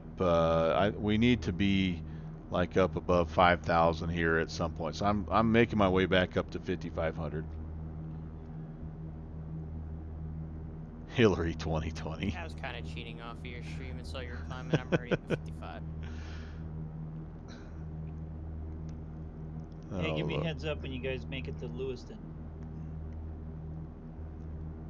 I'm thinking we're within about 30 miles of it downwind, honestly. Not very far from it. Just I think I maybe misread, and I think the first dam we came to that I thought was the Lower Granite was actually the Little Goose Dam. I think we still are yet to see the Lower Granite Dam, because that's where, again, you can see the river kind of takes that little southerly, kind of southeasterly bend. And at that point, we are essentially 20 miles away. So it looks like we will be picking up Mr. Downwind Sim, which will be awesome. Fresh from hangar development.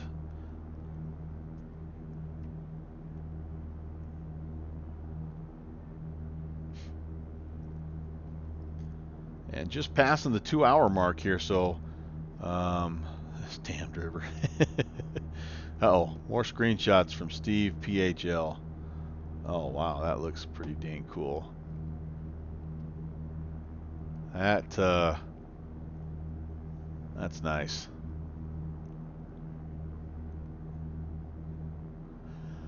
That is nice. Who is the maker of that Pilatus, by the way, Steve? Who is that? Aerobask? Is that who makes that? No, they make the Eclipse, right? Oh, Carinata with the Reality expansion pack. Okay. I've been looking at some Aerobask stuff. Oh. Are they good? I was not paying attention to my speed, and I am right on your 6. Oh my goodness. There he is. We tried doing also, this. I have that Aerobask Epic Victory jet. That's pretty good. Yeah. We tried doing this last time and see if we can let the camera pick up the guy behind us, but it never seemed to do that.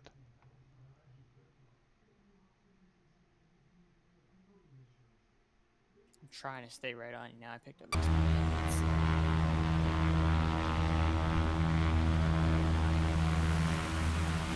Yeah, see, he's not that far. I'm like right on you. Yeah.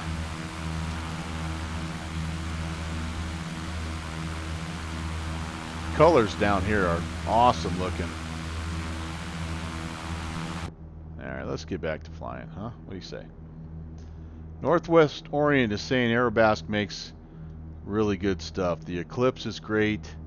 Working on a Falcon 8X. Yeah, oh gosh, I'm almost through 6,000. They intrigue me with the selection of propeller-driven aircraft. At some point, yeah, the Epic Victory. That's what I hear. So yeah, and again, I'm still pretty new to. I mean, I'm just X-Plane in November for me, so you know I'm pretty new to this platform as well. So I'm still trying to figure out the reputable, you know, add-on makers and you know. So that's old news to everybody else, but to me that's like, oh, all right, Christmas is only 10 months away, guys. We can, you know, we can do this. Time to start saving our pennies.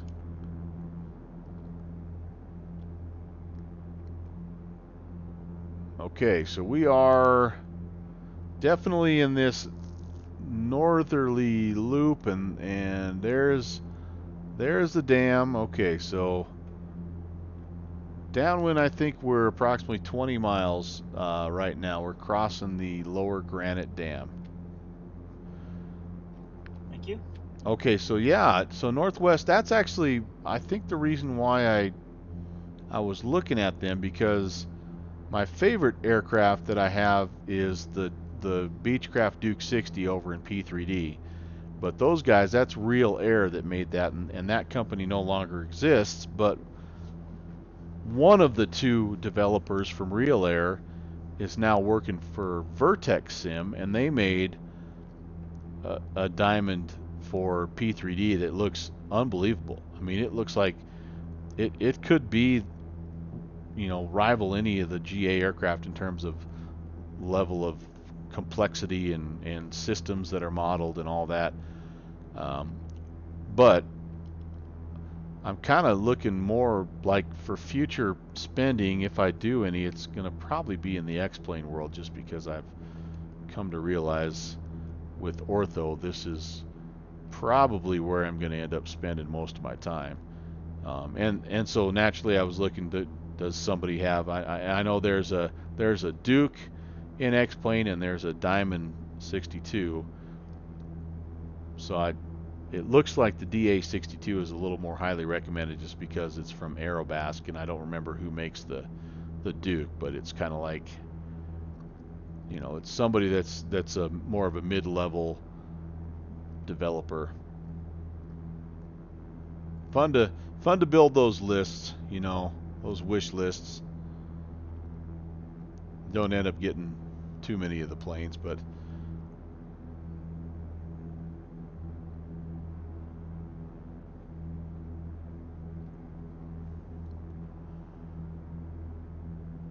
then you think a little bit about, like, you know, is there a good Dash 8 out there? You know, I see FlyJ Sim has one that's old, but the Legacy, but they're working on a new one.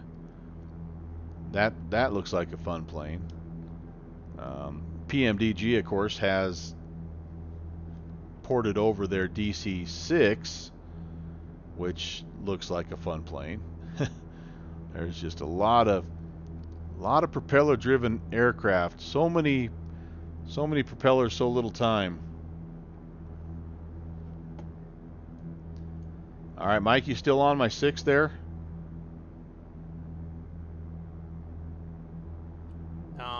Off your like 7 o'clock, 8 o'clock. I'm gonna try and pull up on you because I have the speed to do it. We'll see if we can get that camera angle to work. Sweet. Yeah, let's do it. Give me a minute. Let's see if I can get you. That requires me to actually hold a heading here, so I'm going to attempt to do that now. How about a 110 heading?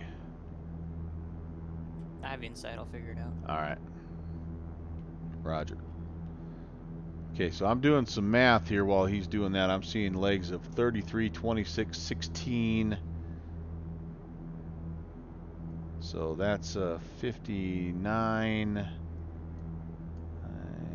75, 85, 93. Yeah, we're about 100 miles out. We get down to Lewiston. We've got about 100 more miles is all. So we're getting really close here, ladies and gentlemen. Like I said, the last 11 miles might be the hardest, because as I looked at the sectional, How's the other ship spawning in the X-Plane? I didn't really ever see a great, like a super, yeah. Say again?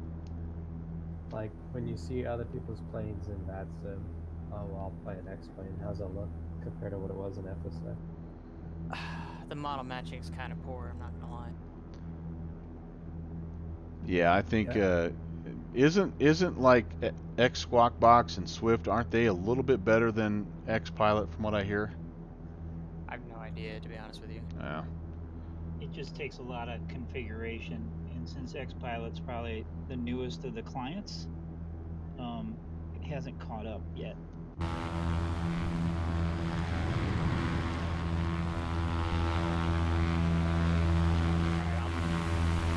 more or less right on you on your 6 now. All right.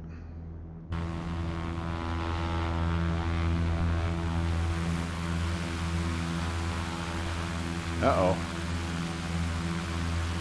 Have I been disconnected, maybe? Slightly high. I see you still straight ahead. Maybe slightly Okay. higher.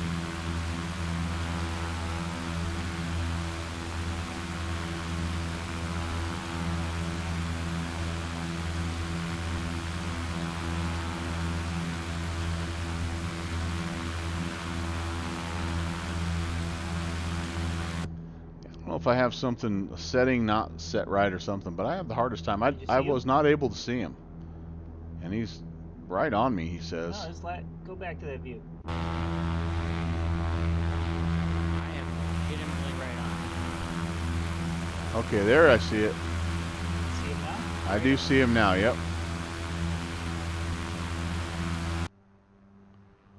Let's see if this camera picks him up this time. He is tight, right on me. Let's see if we do the double plane flyby here, but for some reason I don't think it does. Oh yeah, there it was. That's pretty cool. All right, well done, X-Plane. Very nice. All right, here we go. Dude, I Back. had to be almost right on you in my Yeah. That's where All right, that's pretty dang cool though. Okay, 5,500, and we are heading down a little more southeast now, so we should be coming up on Lewiston here soon. And then again, from Lewiston, the idea here, the snake just kind of runs along the north side of the town, and we're just going to continue following it past Spalding up here. Actually, it looks like it becomes the Clearwater River, which that's no big deal. And then all the way here to the Ashanka Dworshak Reservoir. This should be a nice big dam that we can take a look at. And then I believe this is a railroad combination. I don't know. My guess is there's probably a little creek that runs down here too, but I'm not positive. But our whole goal will be to see if we can find Kuskia, which will be the middle fork of the Clearwater, and then yeah, we're just about there. We're up here and we're there. So it's starting to get real, folks.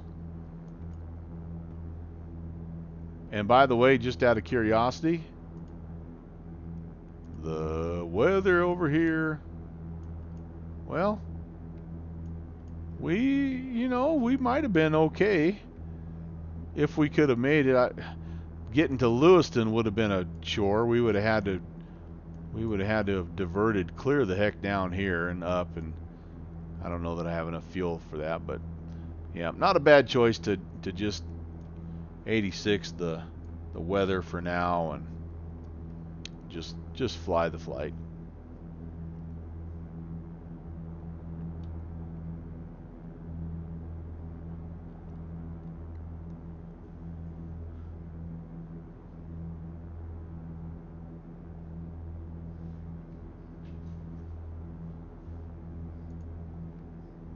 So downwind, are you gonna stream yours as well, just so folks can kind of see what that Oculus looks like? Sure. Okay. Sure. I was probably gonna pop in at Idaho County, which is Okay. just past, like two legs past Lewiston. Okay. Sounds good. I'm curious to see what the scenery looks like, from somebody else's cockpit. So, hey, Virtual GA checking in. I saw you were streaming earlier today. Sorry I couldn't check in, man. I was at work and I had a little notification pop up, but yeah, I'm in the Cessna 152, and we're doing it's a series called Nowhere Fast. This is episode 5. Actually, technically episode 6. Episode 5 was part of the backcountry flying that we did a couple Mondays ago. But yeah, we've been in the air now for a couple hours. We departed Ranger Creek in Washington and making our way to Fish Lake in the mountains of Idaho. So you're here at the right time because we're kind of at the last, 100 miles or so. We're not quite to Lewiston yet, so we're a little more than that. But yeah, welcome aboard. Good to have you.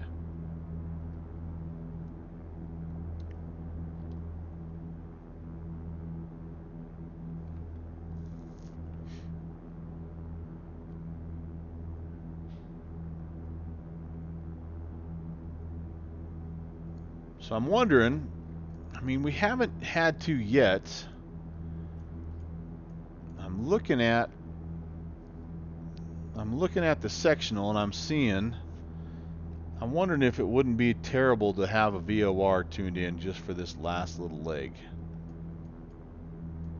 We have a couple choices. We could tune in something here from Lewiston or we could tune in something from Missoula. Yeah, let's give it a try first. Let's see if we can find it. If we wander around and can't find it, then I guess we can always tune in. But I remember very first episode of Nowhere Fast, we were trying to find a small airstrip in Wyoming, and the VOR actually led us astray about 30 miles too far to the south. So you just can't. You never know.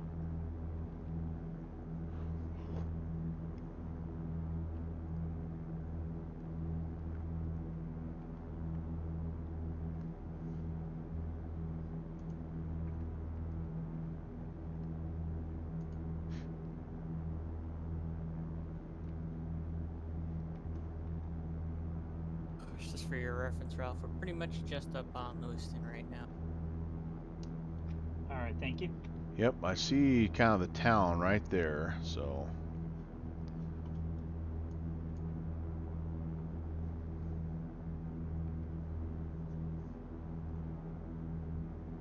Now, as I'm looking at the terrain ahead of us, it looks like we need to climb a little bit more. We've got some 6.1s and some 6.9ers. Now, I know we'll be probably down amongst the, or we could be down in the valley a little bit, but at one point we do have to get up and over. Fish Lake is 5,646, so I think I'm going to make a call. We're going to try to climb up here. And Bush Hooligans, I think I'm going to try to climb up at least to 7,500. I may have to go a little bit higher depending on the way we end up going into Fish Lake.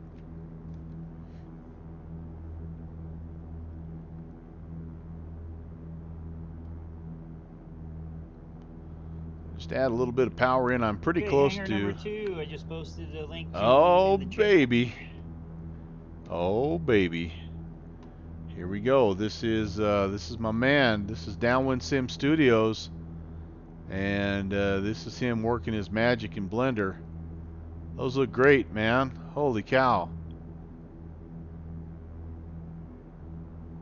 Put in a little bit of a basement. Smart call. Ooh, I like the awning over the door. Very nice. Very nice. Well done, I think man. you and Brant are the ones that are working on 23 November. Yes. You're half right. You guys are awesome. Well, he is. Ralph's awesome. He's the guy that he was already working on it when I said I wouldn't mind taking a look at it, but you're much better off, as you can see. You're much better off with him because he's got the ability to put in the custom buildings like the only that. thing is I don't have any orthos. That's why I kind of needed a non-ortho one. Yeah, and he knows how to do I that. have no knowledge whatsoever in terms of making scenery or anything. Sure, sure. And he knows how to do all that stuff too, which is really As I get nice. closer, I'm going to put you on the, I'll have you kind of beta test it to see how it works. Absolutely, I will gladly do that. And since I've flown there in real world, I have pretty good knowledge of what she looks like. That's awesome. Aries the Hound checking in. Hello, Aries. Good to see you. This is indeed the Cessna 152. We're flying low and slow. Welcome to Prop Culture. This is episode 5 of a little series that If you guys lived in New York or in my we area, call you guys could Nowhere fly Fast. in the real airport every year. called the Bayport Aerodrome Flying, and they do like competitions. A bunch of people flying from like all around the area. They do landing competitions. They do like a little bomb drop competition where we throw footballs out the window to try and get it into like a little pool. And they do a pig roast in the evening. Sweet. Well, let's go. I'm gonna have to figure out when they're having it this year. I don't think they posted a date yet, but if I'm not working, my intent is to go and try to go as often. Because I got a buddy that lives like 15 minutes from that. Oh, so man. it's pretty easy access. That's so cool. Yeah, it is. It's too much power. Too much. It's the complex avionics that get me in the 172. And don't even get me started about the Have you ever been to Skylane. Bayport, Sean, with us? I've never gone. Yeah, it's gotten a it's a fun bird, no question about it.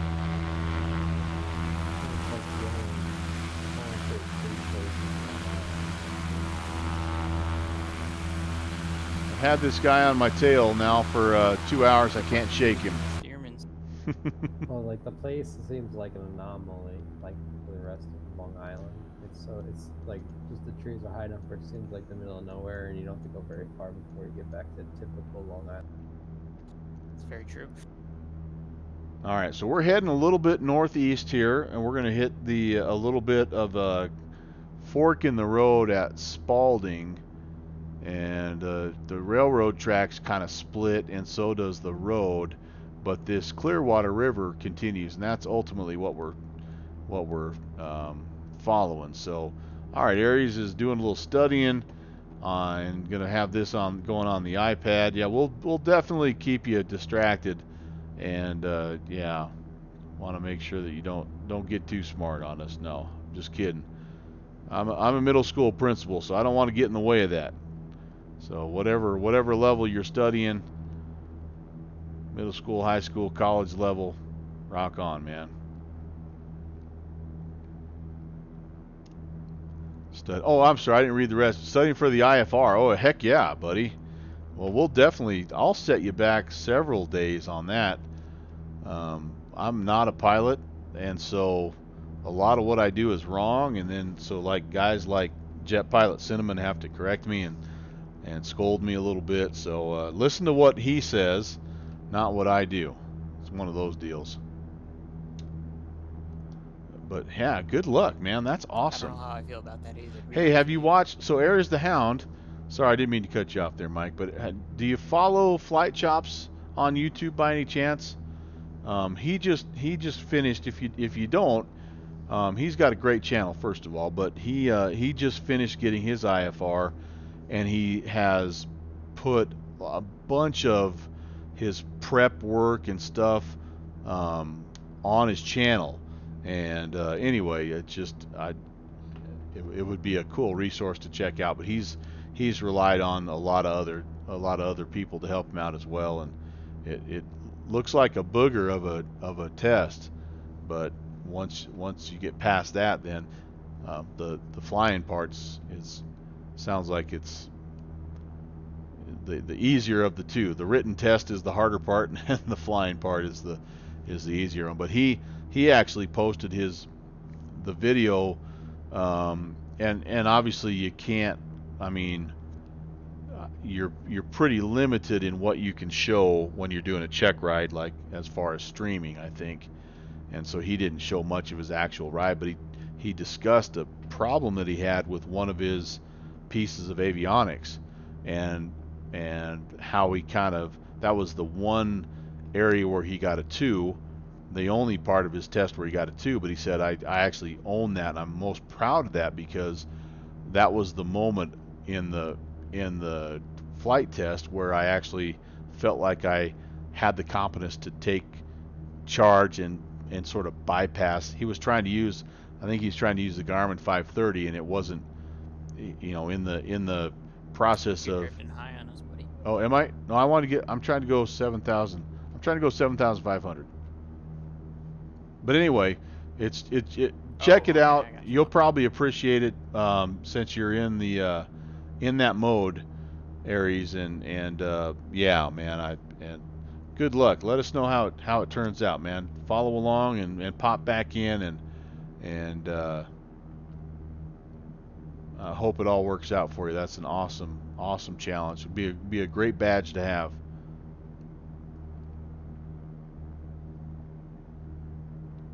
Now get back to studying.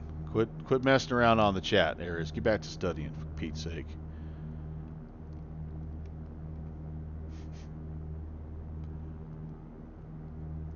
All right, and again, heading up to 7,500 just because I know the mountains around Fish Lake.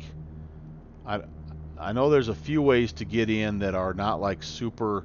They're not like the 8,000 foot peaks that are all over the place. There's one or two ways because I've messed around in there just a little bit, but I don't know what the altitude is. It could only be, I mean, 7,000 for all I know. But if I get up to 7,500, I feel like then it's not too out of the picture to try to get another 1,000 foot out of this bird.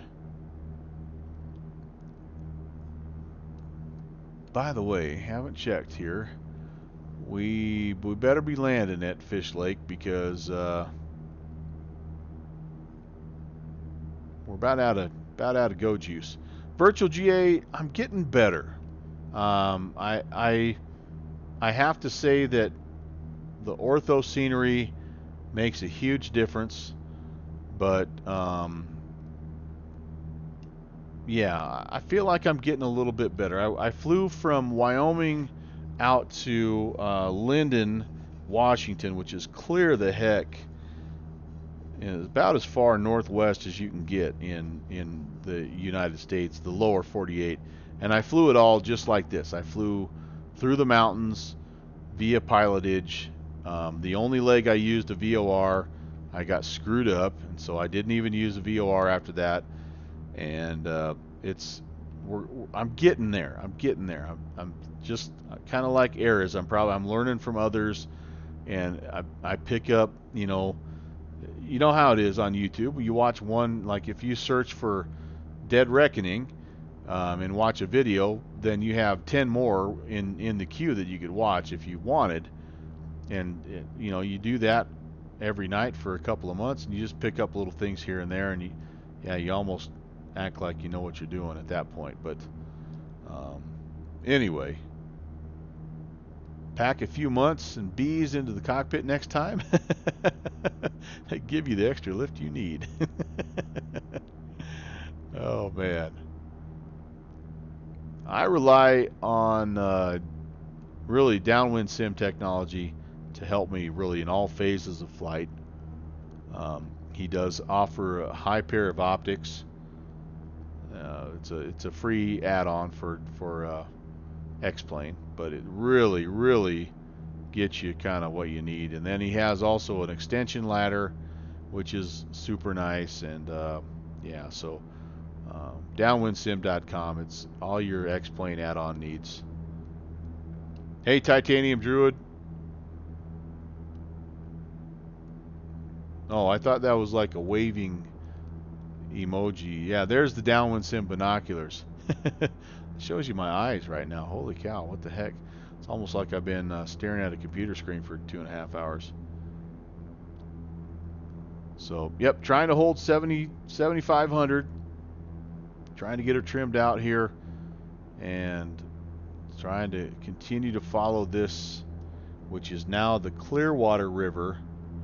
And I have not seen the Spalding split here, so but I think we're heading essentially the direction that we need to head, northeast early. Yeah, I don't see anything over there. That's just trying to keep this guy right here off my left hand side. I might be up high enough too that the railroad track split really didn't. I kind of feel like that's maybe part of it heading up north, maybe not. Well, Anyway. This leg from Lewiston up to the Dworshak Reservoir is Past 33. railroad track. Okay, I think you might be right. It feels like I went too far. So 33 nautical miles, so it should be, right about 10 or 11 minutes here. Yeah, and we're already past about 3 minutes. So this is another one of those legs where if I'm not right on, not right on the heading, it's okay because you've got the river, and then the reservoir it's a big reservoir.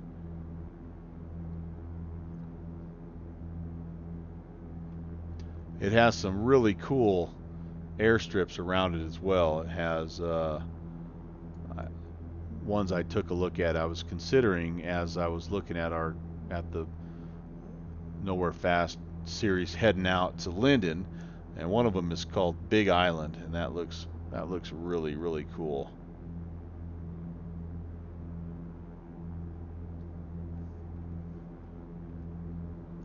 Didn't we do Big Island together? Yes, we did. Yes, we did. Because we went from Lewis and Clark That's what I thought. airstrip. It sounded familiar. Yep, Metzel Creek to Lewis and Clark to Big Island.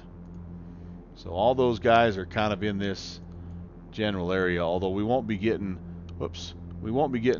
far enough east to run into Lewis and Clark. But yeah, Big Island.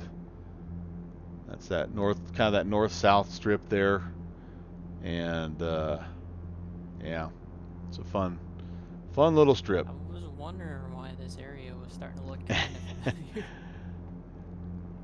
Funny how that happens. You fly in a place two or three times, and some of those rocks start to resemble what you know.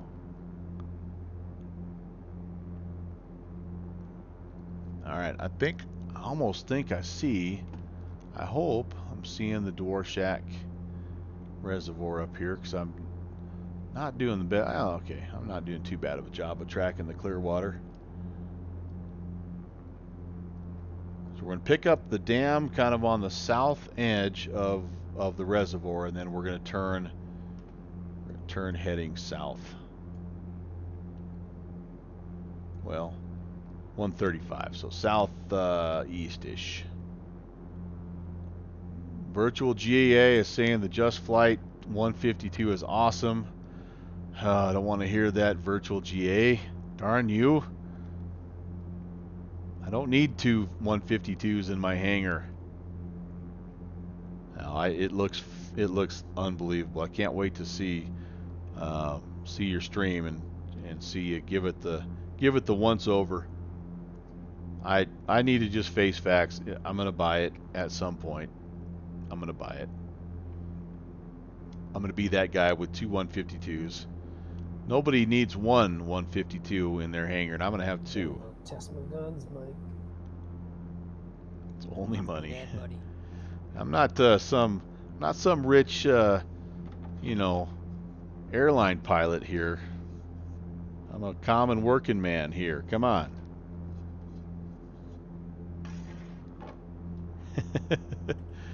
Oh, Virtual GA has 3 172s.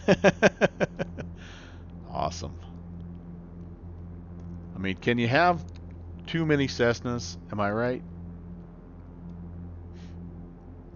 The only Cessna I really want is parked in a hangar in the northern part of South Dakota. That's the only Cessna I really want. 208. Yeah, I don't have the 208 yet. I do have a 182. I've got the 808 Skylane in P3D. I've got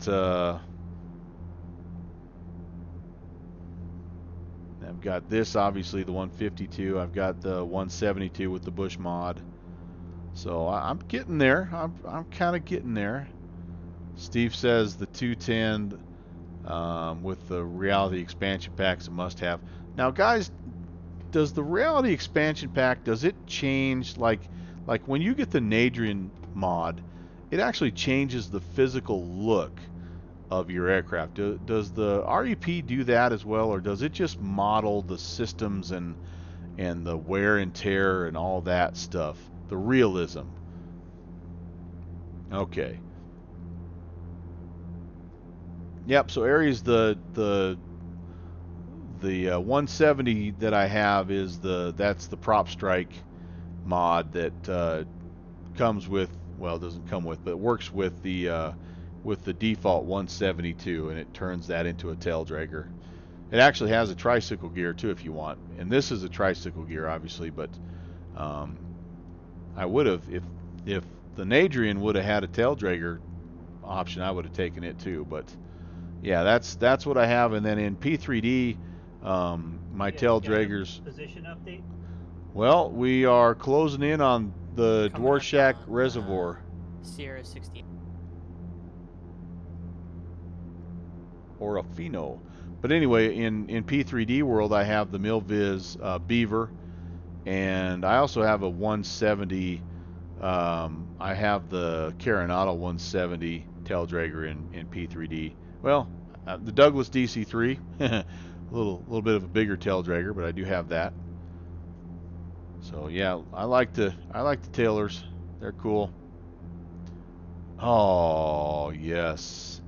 So you're going to get me talking about a book I just finished called Flight of Passage, and they talked about Stearmans all the time, and yeah, that's a cool plane. I hate to ask this because you guys will know and you'll tempt me. Does X-Plane have a good Stearman available anywhere?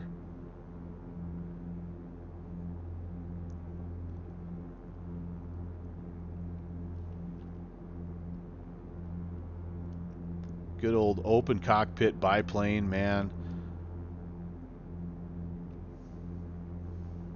That's a definite day gone by, you know. Those days don't exist anymore type of airplane.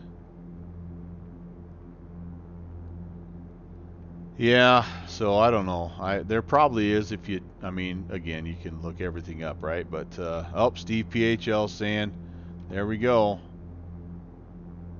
Isn't a Stearman a default? Oh, well, I don't know. Here's the link that Steve shared. So you got the Spirit of Artemis, and originally started out as a repaint, got out of hand. So it's a new and free aircraft for 9 and 10. It's a truly new version of the plane for X-Plane 11. Okay. I know what I'm doing later on. That's got your name on it. You know it, buddy.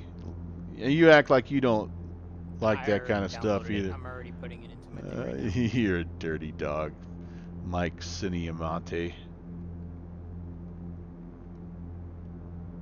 Didn't even hesitate. It's already in my thing.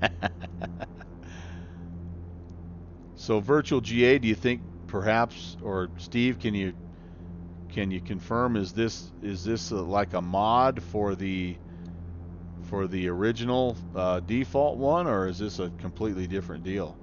I think we have the southern part. I think this is the dam for, yep, that's the dam for the Dworshak Reservoir. So we're ready to head southeast a little bit. Let me reset my timer. This is a 26 nautical mile leg, and it does appear that we do have a little bit of a river channel that is running down there. And again, there's a road, and there's also a railroad down there, so it should be fairly easy. Should be fairly easy to follow here. Oh boy, Titanium Druid throwing something up here trying to distract me. No way. Stop it. Yep.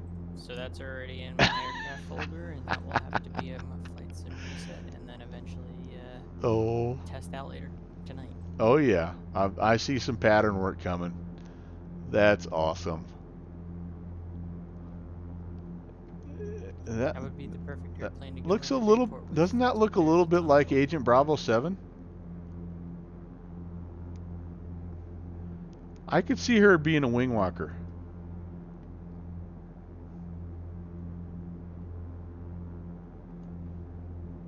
We need confirmation. Agent Bravo, word on the street, Agent Bravo 7 was at one time a wing walker for Stearman's in air shows.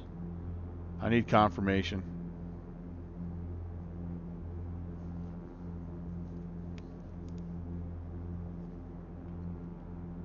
Oh, there's the reservoir that I'm all familiar with. So yeah, Mike saved my bacon here because I was down farting around in this little river channel thinking, oh, I'll run right into the lake. How can you miss it? Well, as you see, the lake sits up above, and I could have just kept going on that river channel, clear the heck to Lewiston. So Mike is behind me going, Cessna, you may want to make a right-hand turn. You're about to miss your lake. Good to have friends.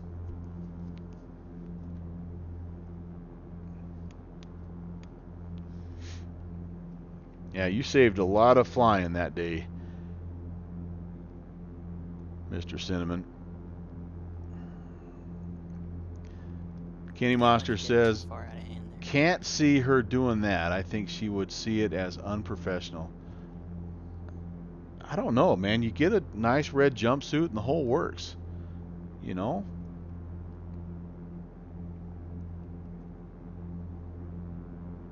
I see her having the guts to do something like that, too. I don't know why. Ralph, we're parallel the reservoir now. Okay. Parallel S60.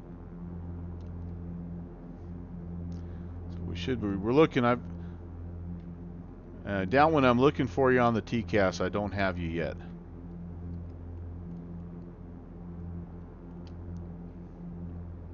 Oh, that's right. I don't have TCAS.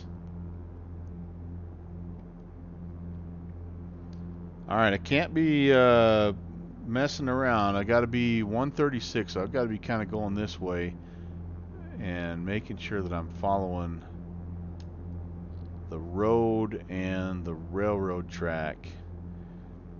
26 nautical miles. That's only going to be a little more than 10 minutes. We're already 3.5 minutes past the dam. So yeah, thank you, Virtual GA, for laughing at my lame jokes. When I was a teacher, I used to give my kids extra credit for that, by the way.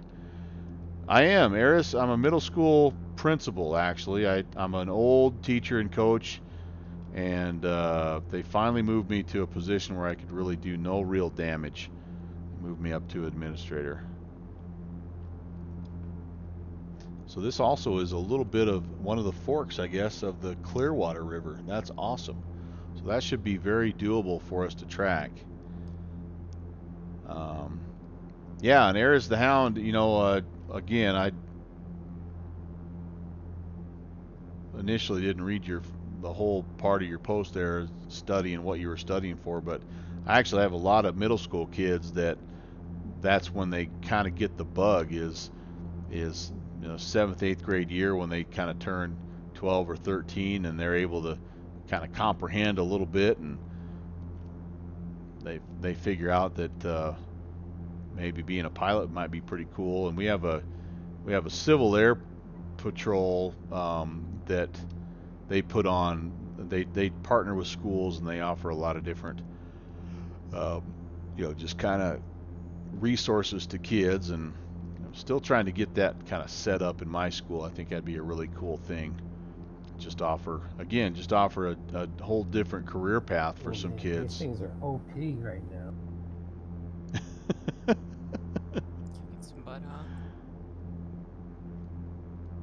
Yep.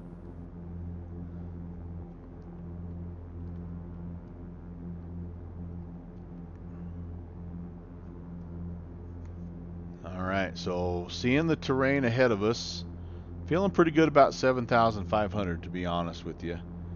And as I'm looking at I'll be the, right back with you guys in just a couple minutes. all right, Roger. So as I'm looking at the sectional here, here's why I'm thinking we're probably going to be okay. I see a peak at 7,500, that's going to be well south of, I think we may try to sneak through here. If we do decide to go a little further north and come in kind of through this area or this area, it looks like 7100 and 6659 is all we have to worry about. All these 8000s are kind of more down here. So I think 7500 is going to be a good altitude for us. And yeah, we'll keep rolling on that. Now, we do need to find this Kuskia intersection, and at Kuskia, it looks to me like the road and the river head again to the east. So here in just a little bit, we're about 6.5 minutes out, and I was anticipating just a little over 10 minutes for this first leg, so we should start to see it in just a little bit. Yeah, so very nice. I was already set on a career. This is Ayres the Hound as a pilot back then. Started in aviation because the superintendent of our public school held a ground school. Oh, no way. That is awesome. That is totally awesome. How late am I going, Kenny? Well, I'm thinking I've got about probably, at least a half hour, if not a little bit more. But after I land at Fish Lake, I'm pretty well done for the night. It's getting past my Betty bye time, and I got to get back to my middle schoolers tomorrow. Big day tomorrow. Taking some of my kids ice skating, so should be fun. I think they're going to try to talk the old man into getting on in the skates, and I just don't know if that's going to happen. But yeah. I wish I could go ice skating right now. I miss playing hockey right now. Yeah, I can skate. I'm not a good skater by any means, but I can. But last year I had back surgery, and I'm a little afraid of falling. I'm totally cleared to do everything, but you just kind of. I'm probably not gonna be able to play for at least another year because of the shoulder surgery. Oh, that's true. Yeah. Yeah. So Ayres said had to take a break for about 7 years. But I'm a driving instructor now. Yeah, made enough to finally get started again. When I meet kids who like airplanes, yeah, absolutely. They can't afford bad habits at this point. Yeah, absolutely. Kenny Monster's from Minnesota, and people think that he's weird because he doesn't know how to skate. Yeah. Oh man, virtual GA that's awful. Yeah. Huh. Yeah, well, you're welcome, Ayres. I mean, it's been an awesome career, and it's fun. Every day I go to work, it's fun, and I can't believe they pay me to do what I do. It's been a great profession. It's got its challenges, and you earn your money. There's no doubt about that. But it's been a great way to. It's been a great way to just, yeah, to just I don't know, to just live my life, teach, coach, admin. I don't know any different. I never graduated. I struggled in school, and I never got away from school. 40 plus years later, here I am still in school, still in middle school. Actually, I think why I like it is that's kind of what my mentality is. It's about the maximum of my where I grew up to about the 8th grade level, and then I stopped. That was my maturity. Okay, I got to figure out where the water turns east here, ladies and gentlemen. I think I see it. I think this is maybe it. Ziggy, ziggy, ziggy, zaggy. I wish there was a mountain peak or something that I could look for, and I just don't know the area very well. No, that's not it. That's not it. But we're past 10 minutes, so we've got to be close. The road turns east, and the river turns east.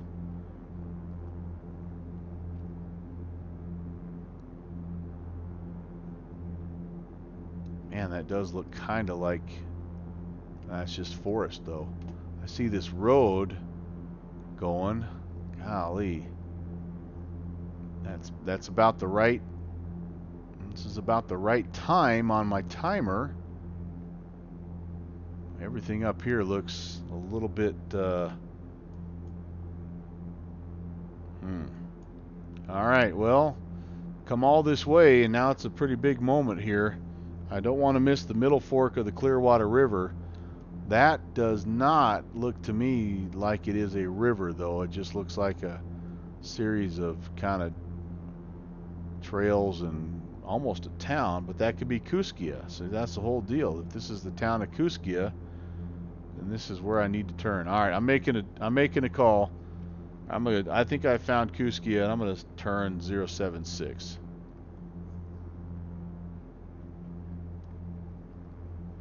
Yep, that's about the right heading. Okay, well, Isn't it supposed to be a river though? well, it looks like the middle fork of the Clearwater is supposed to be here, but I'm not seeing it right now on my ortho. So I'm gonna head up this valley just a little ways and see, and if not, I'll circle back to the town here, and we'll keep going down the river just a little bit more. I'll stay straight.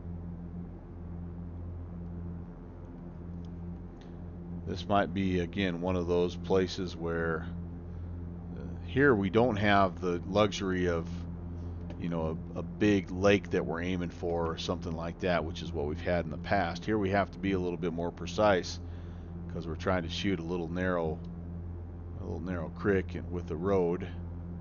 I don't see a river on my sim. Maybe you see something different. I don't yet, but like I said, I'm just going to go up here just a little ways and see if it maybe, you know, maybe it opens up and shows me a little bit of a river. If not, I'll be right back on that Kooska area. Yep, I'm not seeing one either, guys.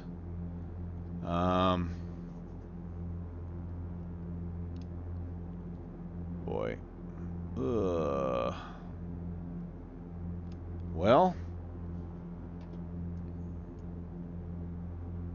maybe that was Kamaya that we just passed.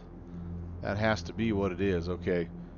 Yeah, I'm gonna turn back around. I think maybe that was the town of Kamaya and not the town of Kooska that we were at. So I'm gonna head back down to the river and follow it a little bit farther. I think it was Kamaya also. Okay. All right. Well, our timer now is gonna be a little bit off, but that's okay. There's our river. Like I say, we didn't go too far. Just to zip it back here and get right back on it. So nice to have a group that you're flying with for just situations such as this, where you can kind of talk through things and you know, the benefit of almost having a navigator. That's also the benefit of flying the 150s. You don't go very far very fast. So I found it. It was further up. I found it. okay. All right, good deal. I'll be right behind you then. So, all right. Let's see. Kenny Monster, been on seizure meds since '92. Medical stuff, yeah, can kill dreams. Yep, there's no doubt about it.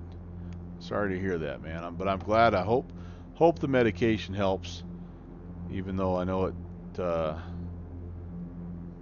keeps you away from things like being able to fly. But at the end of the day, hopefully that your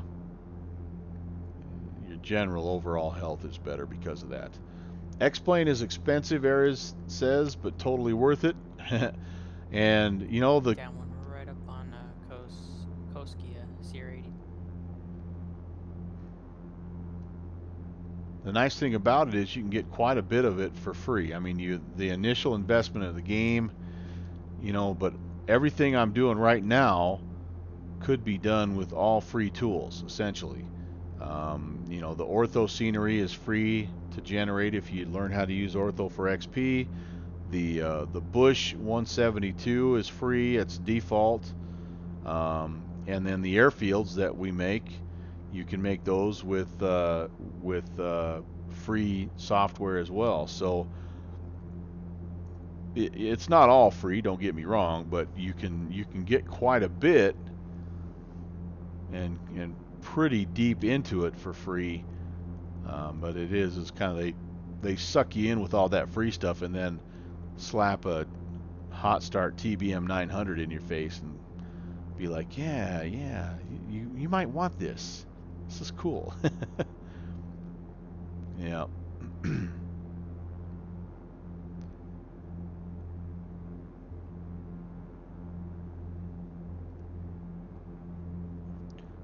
Downwind Sim just went live. 5 people streaming X-Plane at once. I can't watch all of them, Kenny Monster. Yep.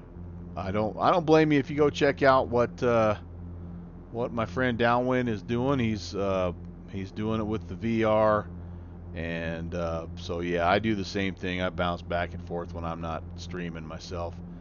All right, so there's the You guys copy me town. here? I got me. Yep, I hear you. We just passed Sierra 82 of Koskia. There's the Alright, thanks. town, so I want to head up this little draw right here. Uh-oh. Danger approaching if you didn't hear that. I am going to open up Downwind Sim's window here as well. Yeah, like 172. custom paint job. Yeah, buddy. All right, Downwind Sim is outside of his plane right now, farting around. I'm not sure what he's doing, but...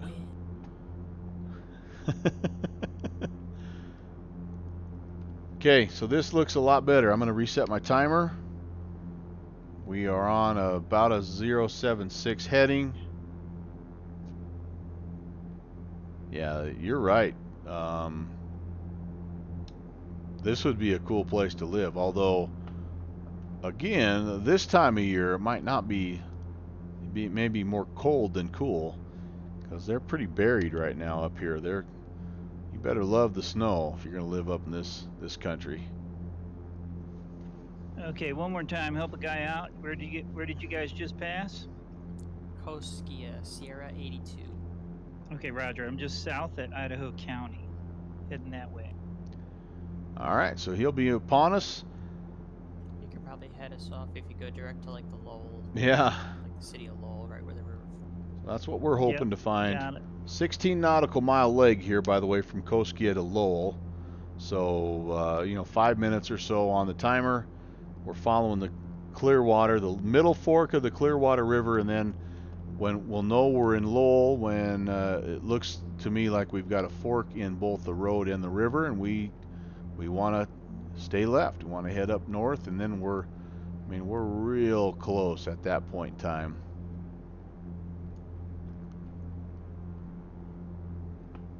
So, been a lot of fun. Glad you guys were able to come along and hang out, and the guys that flew with me.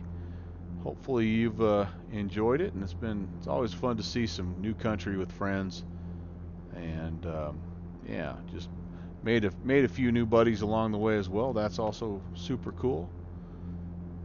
Managed to get Age of Bravo 7 going on politics or something. No, that was Kenny Monster.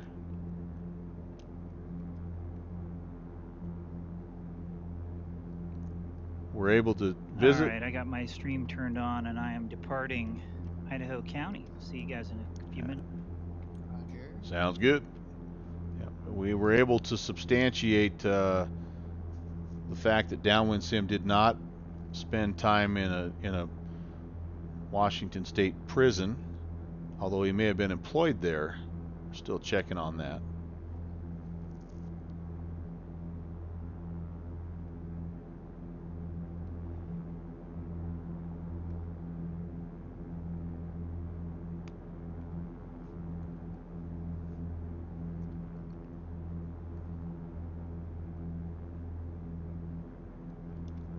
Yeah, I've got to use that. It's a great tool, Eras, and it's helping me become a better sectional reader. Of course, it's as you well know, if you're going to fly VFR, you have to have something like that, some kind of a tool. But yeah, it's been a good one. It's amazing how much information and there's another free accessory. It's not really an add-on, but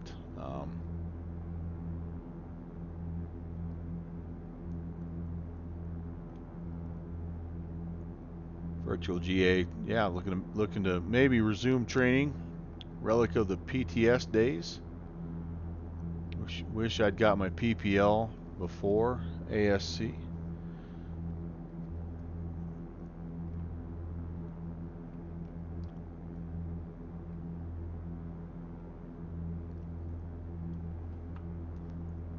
All right.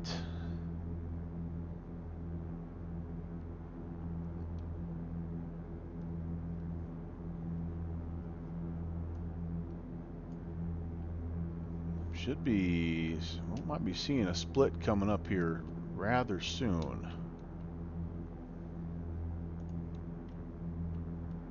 Peek over my window here. Not quite yet.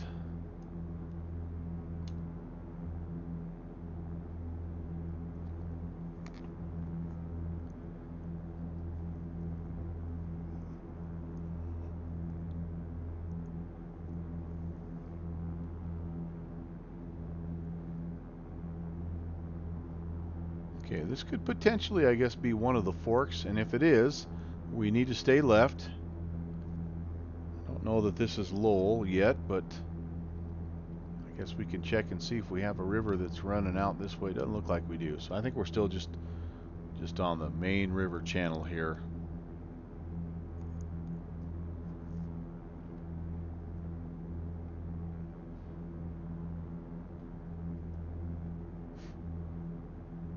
$7,500 feet. Again, we're plenty clear of the terrain in the area. There is a 6,900 foot peak in front of us. Round Top Mountain is also in front of us. That's 6,800. All right, so Mike has found the split. Stay left, my friend.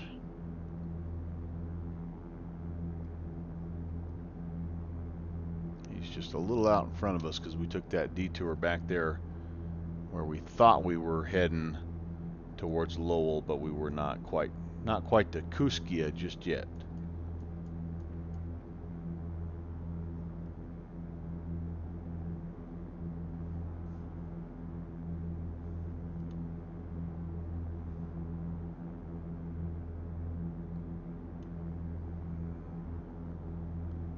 And just making sure this isn't the split. No, this is looks like a little town though. It'd be pretty close to the time. But I don't see, I don't really see I don't see a road or a river running up that valley. That's what we're looking for. It should be a road for sure, and a little string of a creek running up there too. So, all right.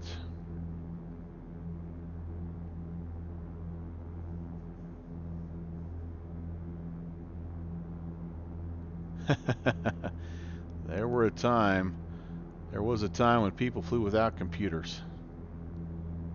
That's the truth. However, I must say this, as much as I like old school navigation, it's fun to do, I prefer the technology and safety that we have today. Modern avionics has made air travel much safer.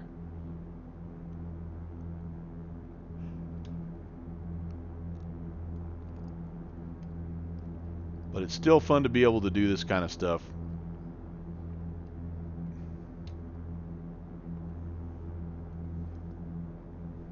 Alright, do we have is this a split?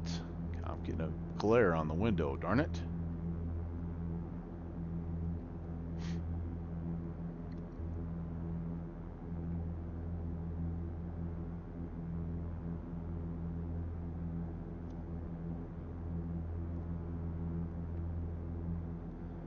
Yeah, it could be. Virtual GA, I know these things were made, I mean, just in droves. I don't know how early it was, but oh, my dog's announcing somebody home again. Alright, so this could potentially be where it splits, I guess. Yep, I'm seeing a road and I am seeing a little bit of a river going up. Okay, so I think we found the split as well. All right, 816, we're at the fork in the road at Lowell. All right, guys. All right, thanks. I'm just passing Stitus, south of Kuski. All right, yep. Alright, you gotta go away, sketch up then. We'll be on the ground with the hot chocolate by the time he gets here. Yeah. 115 knots is what I'm doing. What about you guys? 95 on the indicated. I'm about Mach 0.72. Very good.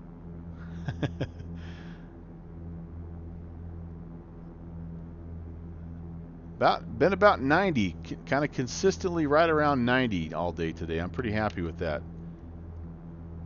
I think the only thing about having real weather is we probably would have had a heck of a tailwind today, but we would have not made it here.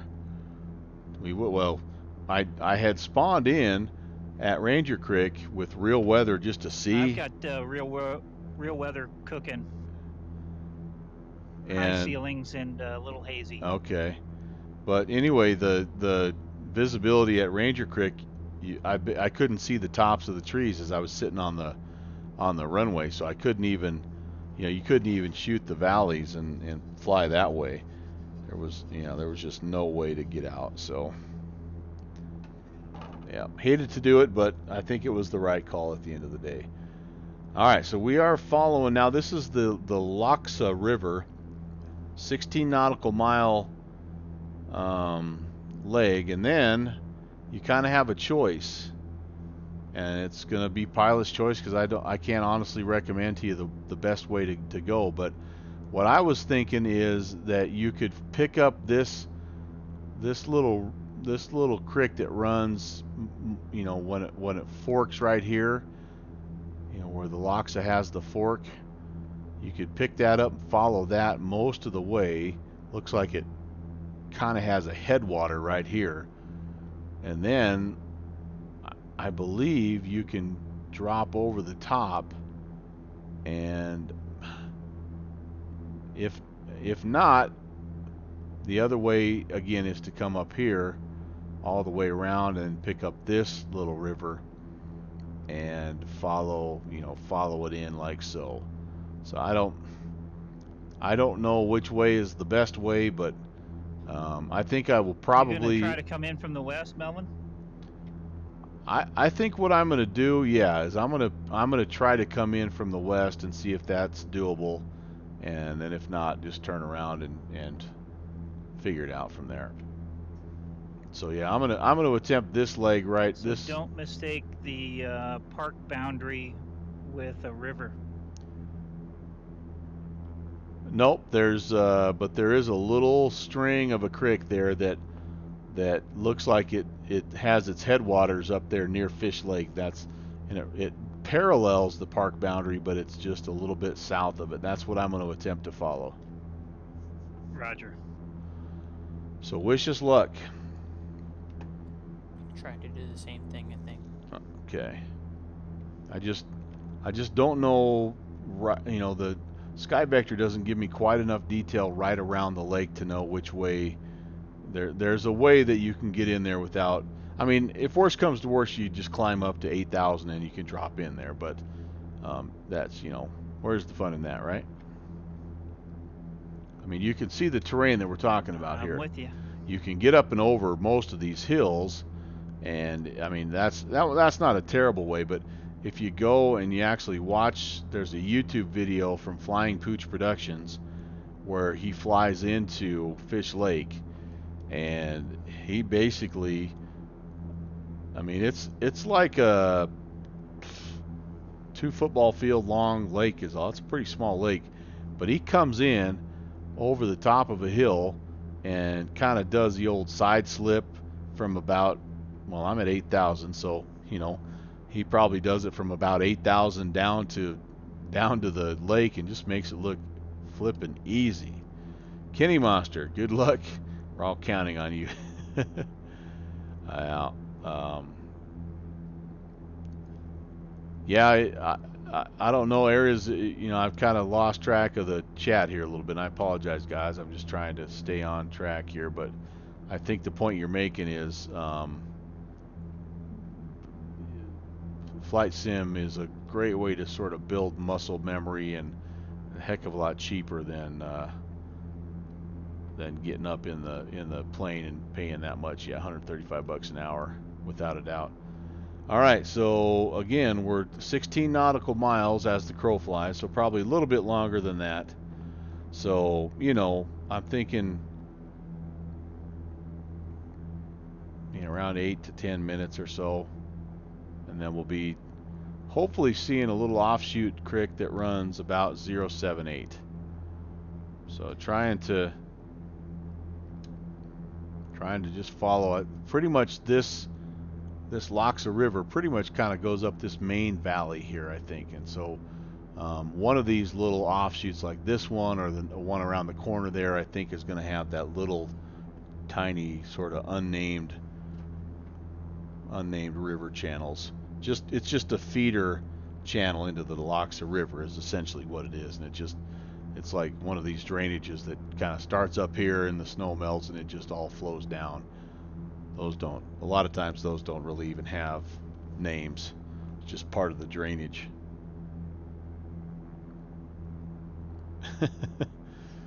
Yep, the airplane routine going in the background there.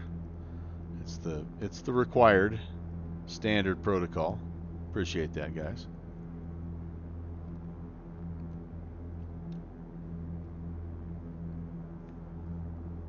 Steve, I can't wait to upgrade my trees, man. Cannot wait.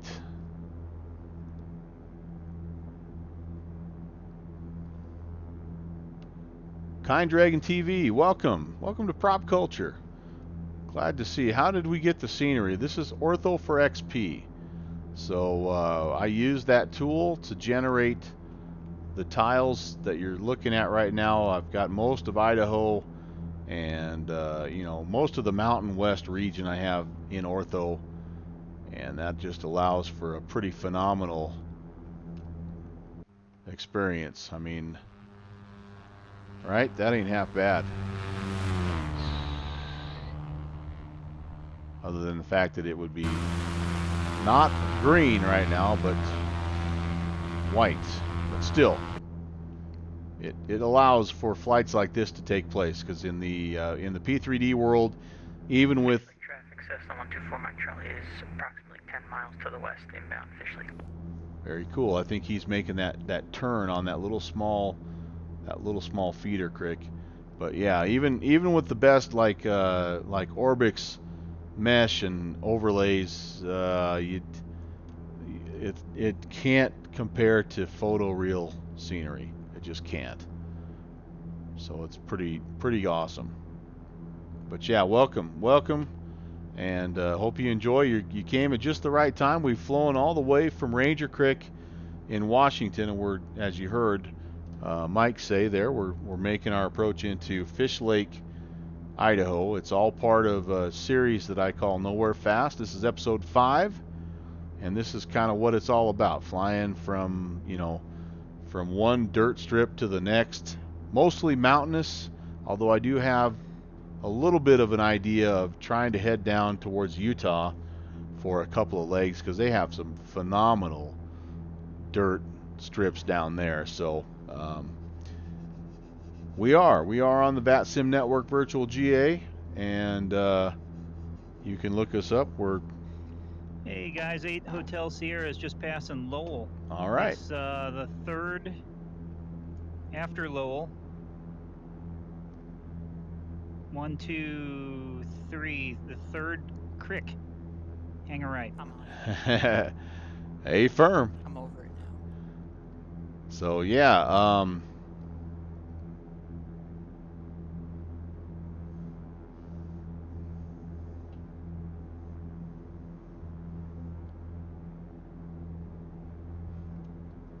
Anyway, I don't remember where I was at there, I'm but not- welcome. I'm not on it. I'm lost. Uh-oh, he's not on it. He's lost. Uh-oh. I am lost. I'm sure I will not be far behind you, my friend. It didn't take long, right? This is hard. This is hard. This is. So here's what I'm going to do. I've been flying on the right-hand side of the creek here most of the way, but since my next turn is a right-hand turn, I think I'm going to slide over and get on the other side so I can look out my right-hand side, because I think I'm coming up on it here. We're 9 minutes 28 seconds, so that's, you know, right about the right time for a 20-mile leg.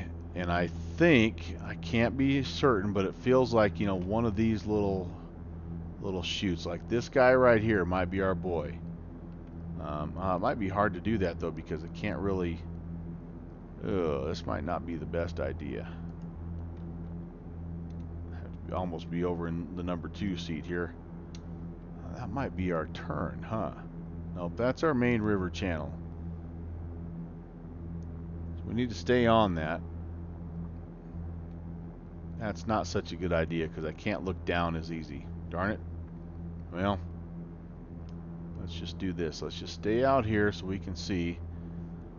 Follow up the valley. Even if we can't see the water per se, we know we can identify this valley as the one that has the Laksha River. So we can stay on that.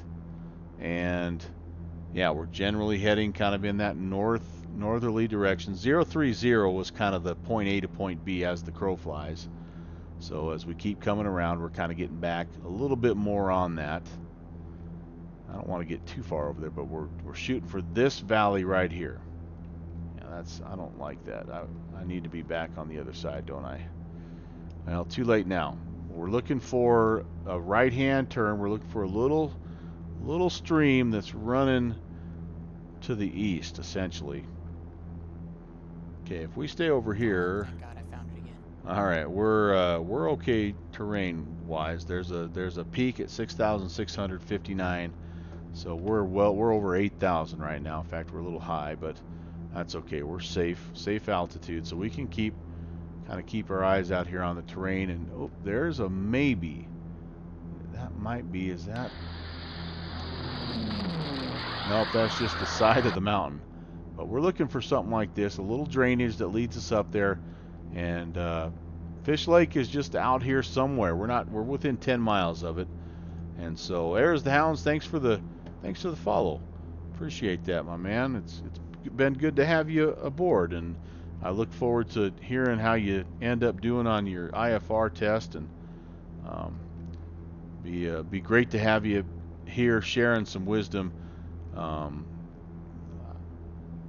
We do a little bit of that IFR stuff too from time to time, and again we try to use the radio navigation. We try to fly VOR to VOR and use those Victor Airways, and maybe toss in an NDB from time to time. But yeah. I found it. Hey, all right, cool, man. Okay, so here we are again. This is our main river channel. We're following. This is the Laksha River, and we're looking for something, and it should be any minute now. Just a little something that shoots up. Man, I'm almost thinking that. Traffic Cessna 124 Charlie. We're going to be flying right over top the field to make a 180 inbound landing to the west for Charlie. So I feel like this could be it, but again, I don't have. Let me scooch over here to the co-pilot seat. Let's see if we see anything resembling a little skinny creek heading up that way. I don't see anything though, so yeah, I don't. I hope that wasn't it back there. That kind of has the feel of maybe where we're going. Man, doggone it. Here's some wisdom. Science tells us flying is possible because of the Bernoulli principle, but it's really money thrown at the airplane that makes it fly. I haven't heard that before. That's good. I like that. So we just slid over here. Whoever said that on your stream, that's the truth. Yeah. All right. Oh, I keep going further and further. 14 minutes. That seems like it's too far. But I guess it is possible if we wind and spin and twist and turn, and we did take a little bit of a detour, that we might be closer to 20 nautical miles, which 14 minutes wouldn't be too bad. But I'm still just not seeing. There's got to be one of these little draws that has a little bit of a crick. Takes us where we need to go. I know we're just right over here somewhere. Cessna 124, Mike Charlie's over the lake. All right, so he may try just to help us out. He may be orbiting so we can see. Any station radio check? Loud and clear. Alright, 8 Hotel Sierra just passed the second crick on the way to Fish Lake. Uh-oh, so he's catching up to me like a 172 chasing a 152. All right. Now it's the $300 hamburger. Yeah, that's what I hear. You have any idea where you are, Melvin? I'm in Idaho. Don't worry, honey. I know exactly where we are. Okay. I'm Cessna 124, Mike altitude? Charlie's on final landing west Big Lake. I'm getting a little less sure the further I go, but I know I'm in the neighborhood. I'll just ask one of these bears. Altitude? 8,250. Do you need me to come up and find you? Do you need me to come up and find you? You know, maybe. Let me just give me a couple. 124, Mike Charlie going around. Give me a couple more minutes here. Let me just see.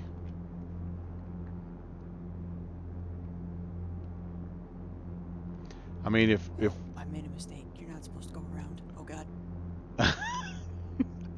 yeah, this is a U.S. Forest Service hazardous, which I believe is like the designation for one way in, You can always one way go out. around. No, not in this case. If it don't look right, come in down. I don't know if I'm gonna be able to. I shouldn't have done that. Fish Lake traffic. Skyhawk 8 Hotel Sierra is leaving the Loxa River, heading up the third draw for Fish Lake. So I think he's counting draws and not necessarily waterways, which maybe is smart because maybe there's at this time of the year there is no water coming down. So basically, then what I've done is I've come clear up and around the top. So I'm up here somewhere. So I'm going to look for this. This comes down to 4,000. I think I'm going to look for either this guy here or this guy here. There are a couple of small lakes. If I could find these smaller lakes, then I know I'm within like just a mile or two. So yeah, okay. Well, how Whatever interesting. you do not go around because I literally just cleared that mountain face by about 50 feet, and I was at the freaking. Is that what hazardous means on the sectional? Probably. At Fish Lake traffic, it looks like I'm coming around from the north side, 816. I've just had so much fun, guys, that I just I'm not feel even out of danger yet. like This is ridiculous. extending this. You know what? I'm going to come back here to this guy right here. I think I see where I'm at. Okay. I think that is a pretty definitive little draw right there. So I think that's where I'm at. Hopefully we'll pick up one of these 3 lakes and then I can turn and be right in there. Okay, so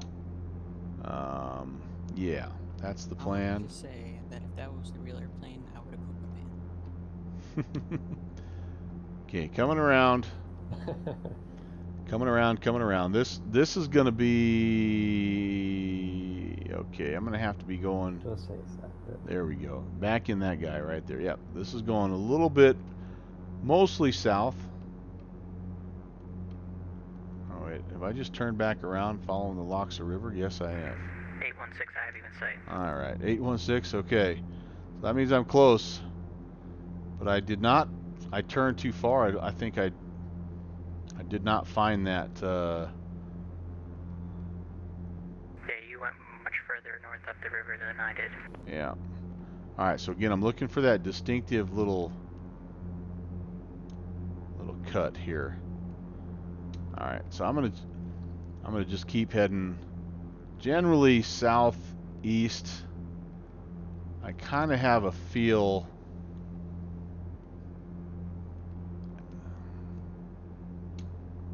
That was the okay, there's my river channel, and this is that valley that I wanted. All right. Okay, let's get back on that valley. Again, that's taking us down there I'm pointing pretty much right at you. towards those 3 lakes. All right, so I've got Mike on my 12. He's going to guide me in. You know, you pay a little extra for a airplane guide, but it's worth it. Okay, I'm down. I say, pay a lot extra. Down 7,600 now. You see me to your left, I'm gonna be off your left. All right, then Off your left, I'm off your left. all right, I'm making a left-hand turn right now to head up this little draw. I'm looking for you. So let's not crash into Mike. We've come all this way. 3 hours and 30 minutes. I am just about out of fuel, guys. I am Yeah, literally, this is needle in a haystack. I am almost out of fuel. Airport at the event. That's pretty much it. Yep, that's pretty much it.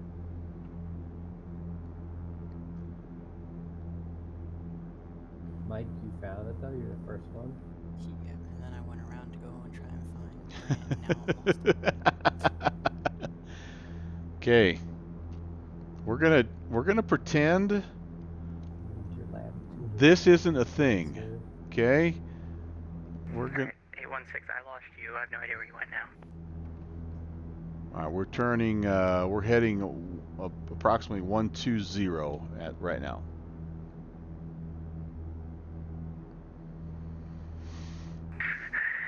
8 Hotel Sierra is probably, I'm guesstimating, about a mile west of the field, just to the north of that 7530 peak.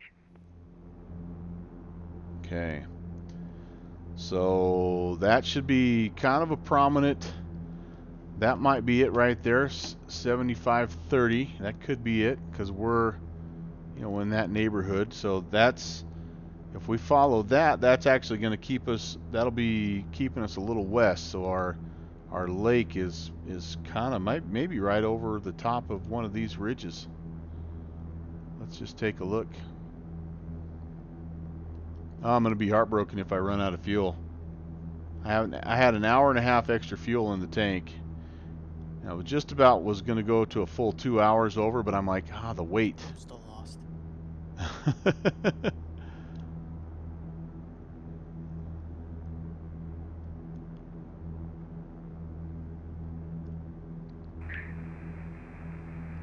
Lake traffic, 8 Hotel Sierra is just west of the field, cresting the ridge. All right, there's one of the smaller lakes. That's a good sign. There's one of 3 smaller Pilotage, lakes. Fran, pilotage. Yep, there's one of 3 smaller lakes. Did I pay the fuel guy here his ass? Well, I did. And I told him to cut me off at 4 hours and 30 minutes of fuel. Foreman Charlie is just to the north of the lake, inbound Fish Lake. Sweet. 8 Hotel Sierra is on a left downwind. Oh, I for, got it Fish too. Lake, runway Field 24 in sight. probably. And 816 has the field, Fish Lake traffic. All right. So this will really be heartbreaking if we see the field and can't land. So the flying pooch guy came in and made a left traffic pattern, by the way. And like I said, did that fancy slip thing. You can see how small the lake is, right? I mean, he came in at whatever I'm in, barely. He kind of came right in over this peak actually at our 11 o'clock, and just 8 Hotel Sierra is turning left base for Fish Lake. I'm right at the edge of Lake 8 Hotel Sierra, going inbound straight in. I'll try and get off quick. Roger that. I'll extend my left downwind for the runway Fish Lake. But anyway, he just carved it right down this little hill, slipped it in, slick as can be. If I can find the video, I'll show Great job you. on the scenery, Melvin. Hey, thank you. I appreciate that. I can't wait to look at your stream and see what it looked like through VR. All right. Again, we're pretending the fuel is not an issue. I almost think at this point I could coast to it, though. I mean, I could glide to it if I had to. So I feel okay. We're going to go to this hill. We're going to cut. We need to get down to 56. Is that what I said? 8 Hotel Sierra Yep, is going to do a 360 over 5600. the end of the lake. I appreciate that. We're low fuel, so we're turning left base for Fish Lake traffic. All right. I'm going to try to cut some power. I'm going to... Charlie's clear the runway. All right, good deal. We're going to come in here You can coast 5600. from there, Melvin. I may need to. All right, let's toss in. Not quite yet. Not quite flat We'll speed yet. extend our downwind for you. You take it first. All right, I appreciate that. There's our lake. All right, we need to toss in our flaps. And did Steve PHL make it in? No. Unsure. Yep. Okay, here we go. I'm a little high. Second notch of flaps coming in. It is a nice long runway though, so you don't have to exactly, hit the numbers here, but all right, full flaps. Let's see if we can actually land.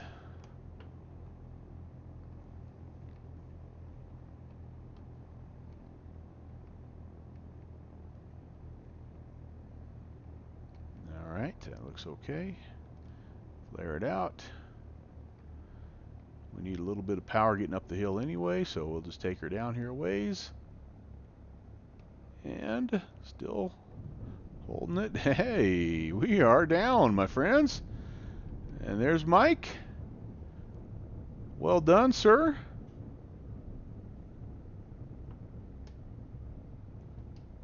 We'll just get out of the way here so that downwind can land. 8 Hotel Sierra is on final.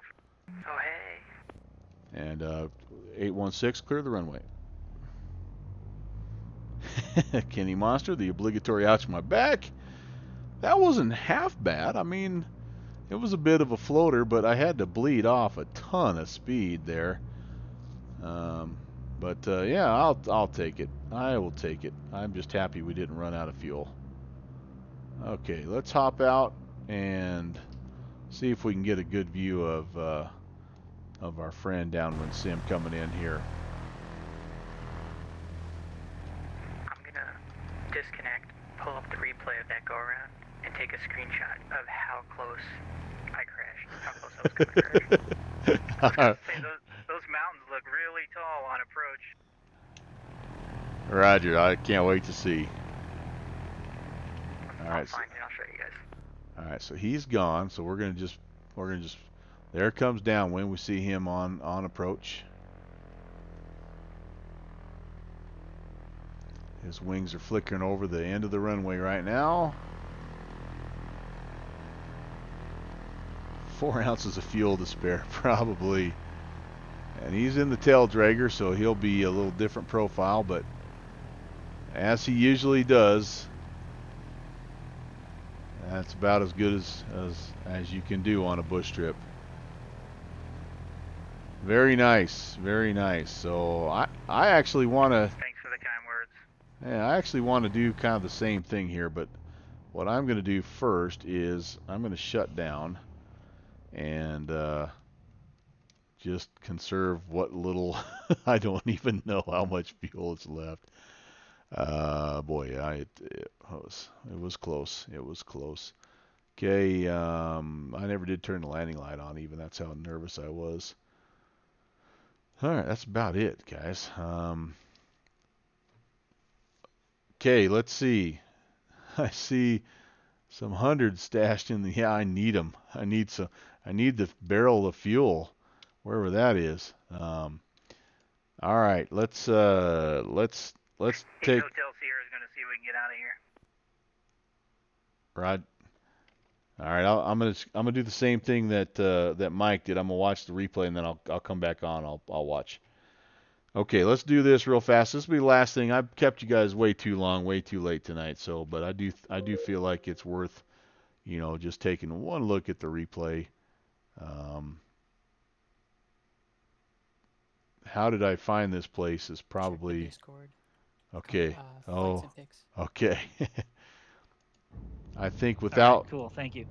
Mike and Downwind Sims help, I don't know that I would have found this airfield because they kind of coaxed me in and let me know I was in the right direction.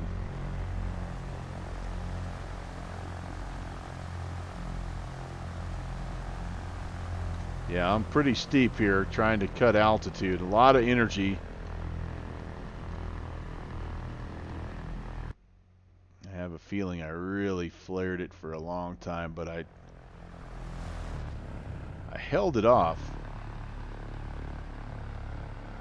Yep, just carrying a ton of energy still. Yeah, that was pretty soft though, ultimately. Still have a tendency to do a 3-point landing. I can't quite convince myself to pull back enough and land on the main gear first, but yeah, that's okay. We'll take that. We'll take that. That's not bad. All right, now the awkward part where I don't know how to get out of replay mode. Yeah, oh, that's right. I forgot that's what that. Show the people how close I was. Okay, Just I take a look will. at the Discord real quick So- in the I will. And one of the downfalls of What the section is it in, Mike? flights and pics. one of the downfalls of the Nadrian mod is I forgot if you do a replay and you get out of replay, you get this. You get tossed on your tail and it's all so let me You got let me miles to find spare. all right. No, Flight it sim didn't feel comfortable. pics. We got to see this. We got to see our man. Oh boy. Threading that needle that little nose Exactly. Oh yeah. That was semi close. Oh man, that's good. So yeah, what he did, Look by at the cockpit way. one, look at the cockpit one. Oh, the cockpit one. Okay, just a second. That's what I'm talking about. Yeah, you're looking for the low spot. Oh, geez, in Louise. the valley right there, the two little. Yeah, that's not good. So you had the warning, terrain, pull up. But what he tried to do is he tried to go around right here, and you can see this is really not conducive to going around. Because again, remember this is at you're at 5,600 foot, so it's high elevation. You don't have the best performance in the west, but I legitimately thought that I was not going to clear it. oh for my like gosh. for until like 5 seconds until I got to. Okay, well, I tell you, here's what we're gonna do. We're gonna let's see. Well, first I gotta tell you what's coming up on the stream, which is a little bit tentative, because I'm doing a motherboard install upgrade, and I'm gonna attempt to do that on Saturday.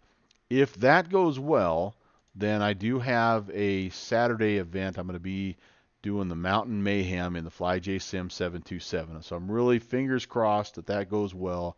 But if not, that flight may not happen. So anyway, that's what's coming up. Now then Monday, we do have the Great 58 Lower 48 final leg. And I'm really hoping, I've got to work late that night, but I'm really hoping I'll be able to get in there for at least part of it, because it's been an awesome trip that our friend Slant Alpha Adventures has set up there, and he's hitting the last state, and he's got a big giveaway and all this. So if you don't know about Slant Alpha Adventures, make sure you look him up. That last leg though is coming up this coming Monday, and then on Tuesday this is the final event of the month for the Virtual USA Flying Club.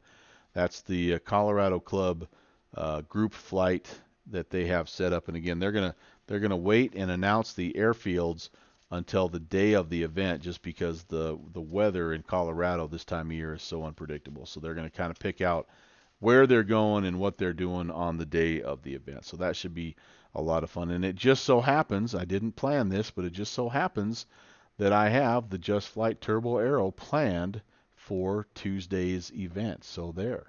I'm looking for redemption. I'm looking for the first ever Turbo Aero flight with the Virtual USA Flying Club that does not end in a flaming disaster. So I'm looking forward to that. With that, boy, too many people to thank tonight. I tell you, it was an awesome stream, an awesome flight. It was a long one, just about the limits, as you can tell, of the old 152. But it was a ton of fun, and I look forward to future flights on this series. Again, part of this series, by the way, if you're still hanging around, is like Fish Lake. This was somebody that told me you need to go check out Fish Lake. I don't remember who it was. It might have been Mike, but Mike was talking about several airports, one back in New York and one in Montana, I think. But part of this series is I want to know about those airfields that you think I need to check out. Those ones that are super cool, that are kind of the little hidden gems. And yeah, I prefer the dirt stuff, the turf stuff. I mean, the grass airfields. But I'm not exclusively gonna go to those things. So if you've got an airport that I need to see, please let me know, either in the comments of this video or look me up on the Discord channel and nominate. I've got probably now like a dozen airports that folks from different parts of the country are like, yeah, you would enjoy this. This is your type of airport. So please keep those coming. I appreciate that, because that's essentially plotting. I don't have a destination in mind. So it's just wherever. It's literally point A to point B, just based on where I feel like flying, and so I'm just going to see where I end up, like maybe at the end of this year, and so anyway, let me know if you've got a place. Yeah, Northwest Orient's working on something. 23 November. Yep, going to be fun. That's the one that Ralph is working on, Downwind Sim. So I mean, there's so many, and I want to promote general aviation. I want to promote the small airports. And then, of course, as you saw tonight, if you want to fly along, that's also fun. And if I am able to coordinate with you soon enough, I don't mind sharing the scenery that I create here. This again, this is something that I don't know what it looked like, but on here, my friend. What's that? Oops, sorry, I just cut off somebody. Share the sceneries on here as well. Oh yeah, nice. But anyway, so I just need to do a better job of that. But these are fun to do, and I don't mind working on stuff like that. And I'm learning from guys like Steve PHL and of course Downwind Sim, teaching me all of his tricks, and the suspended 152, like Agent Bravo 7 was saying, it's just a glorified helicopter. So I'm doing my best helicopter impersonation. But yeah, if you like this kind of stuff, you do need a word of caution. You do need ortho scenery, because that's what it's designed to work with. So but I'm happy to share that kind of stuff, because it just makes the whole event that much more fun. So anyway, that's going to be it for me. I will be checking for you guys as always on the TCAS. Enjoy the rest of your short week. I hope you have the weekend off. Enjoy the weekend. And until next time, you guys take care. God bless.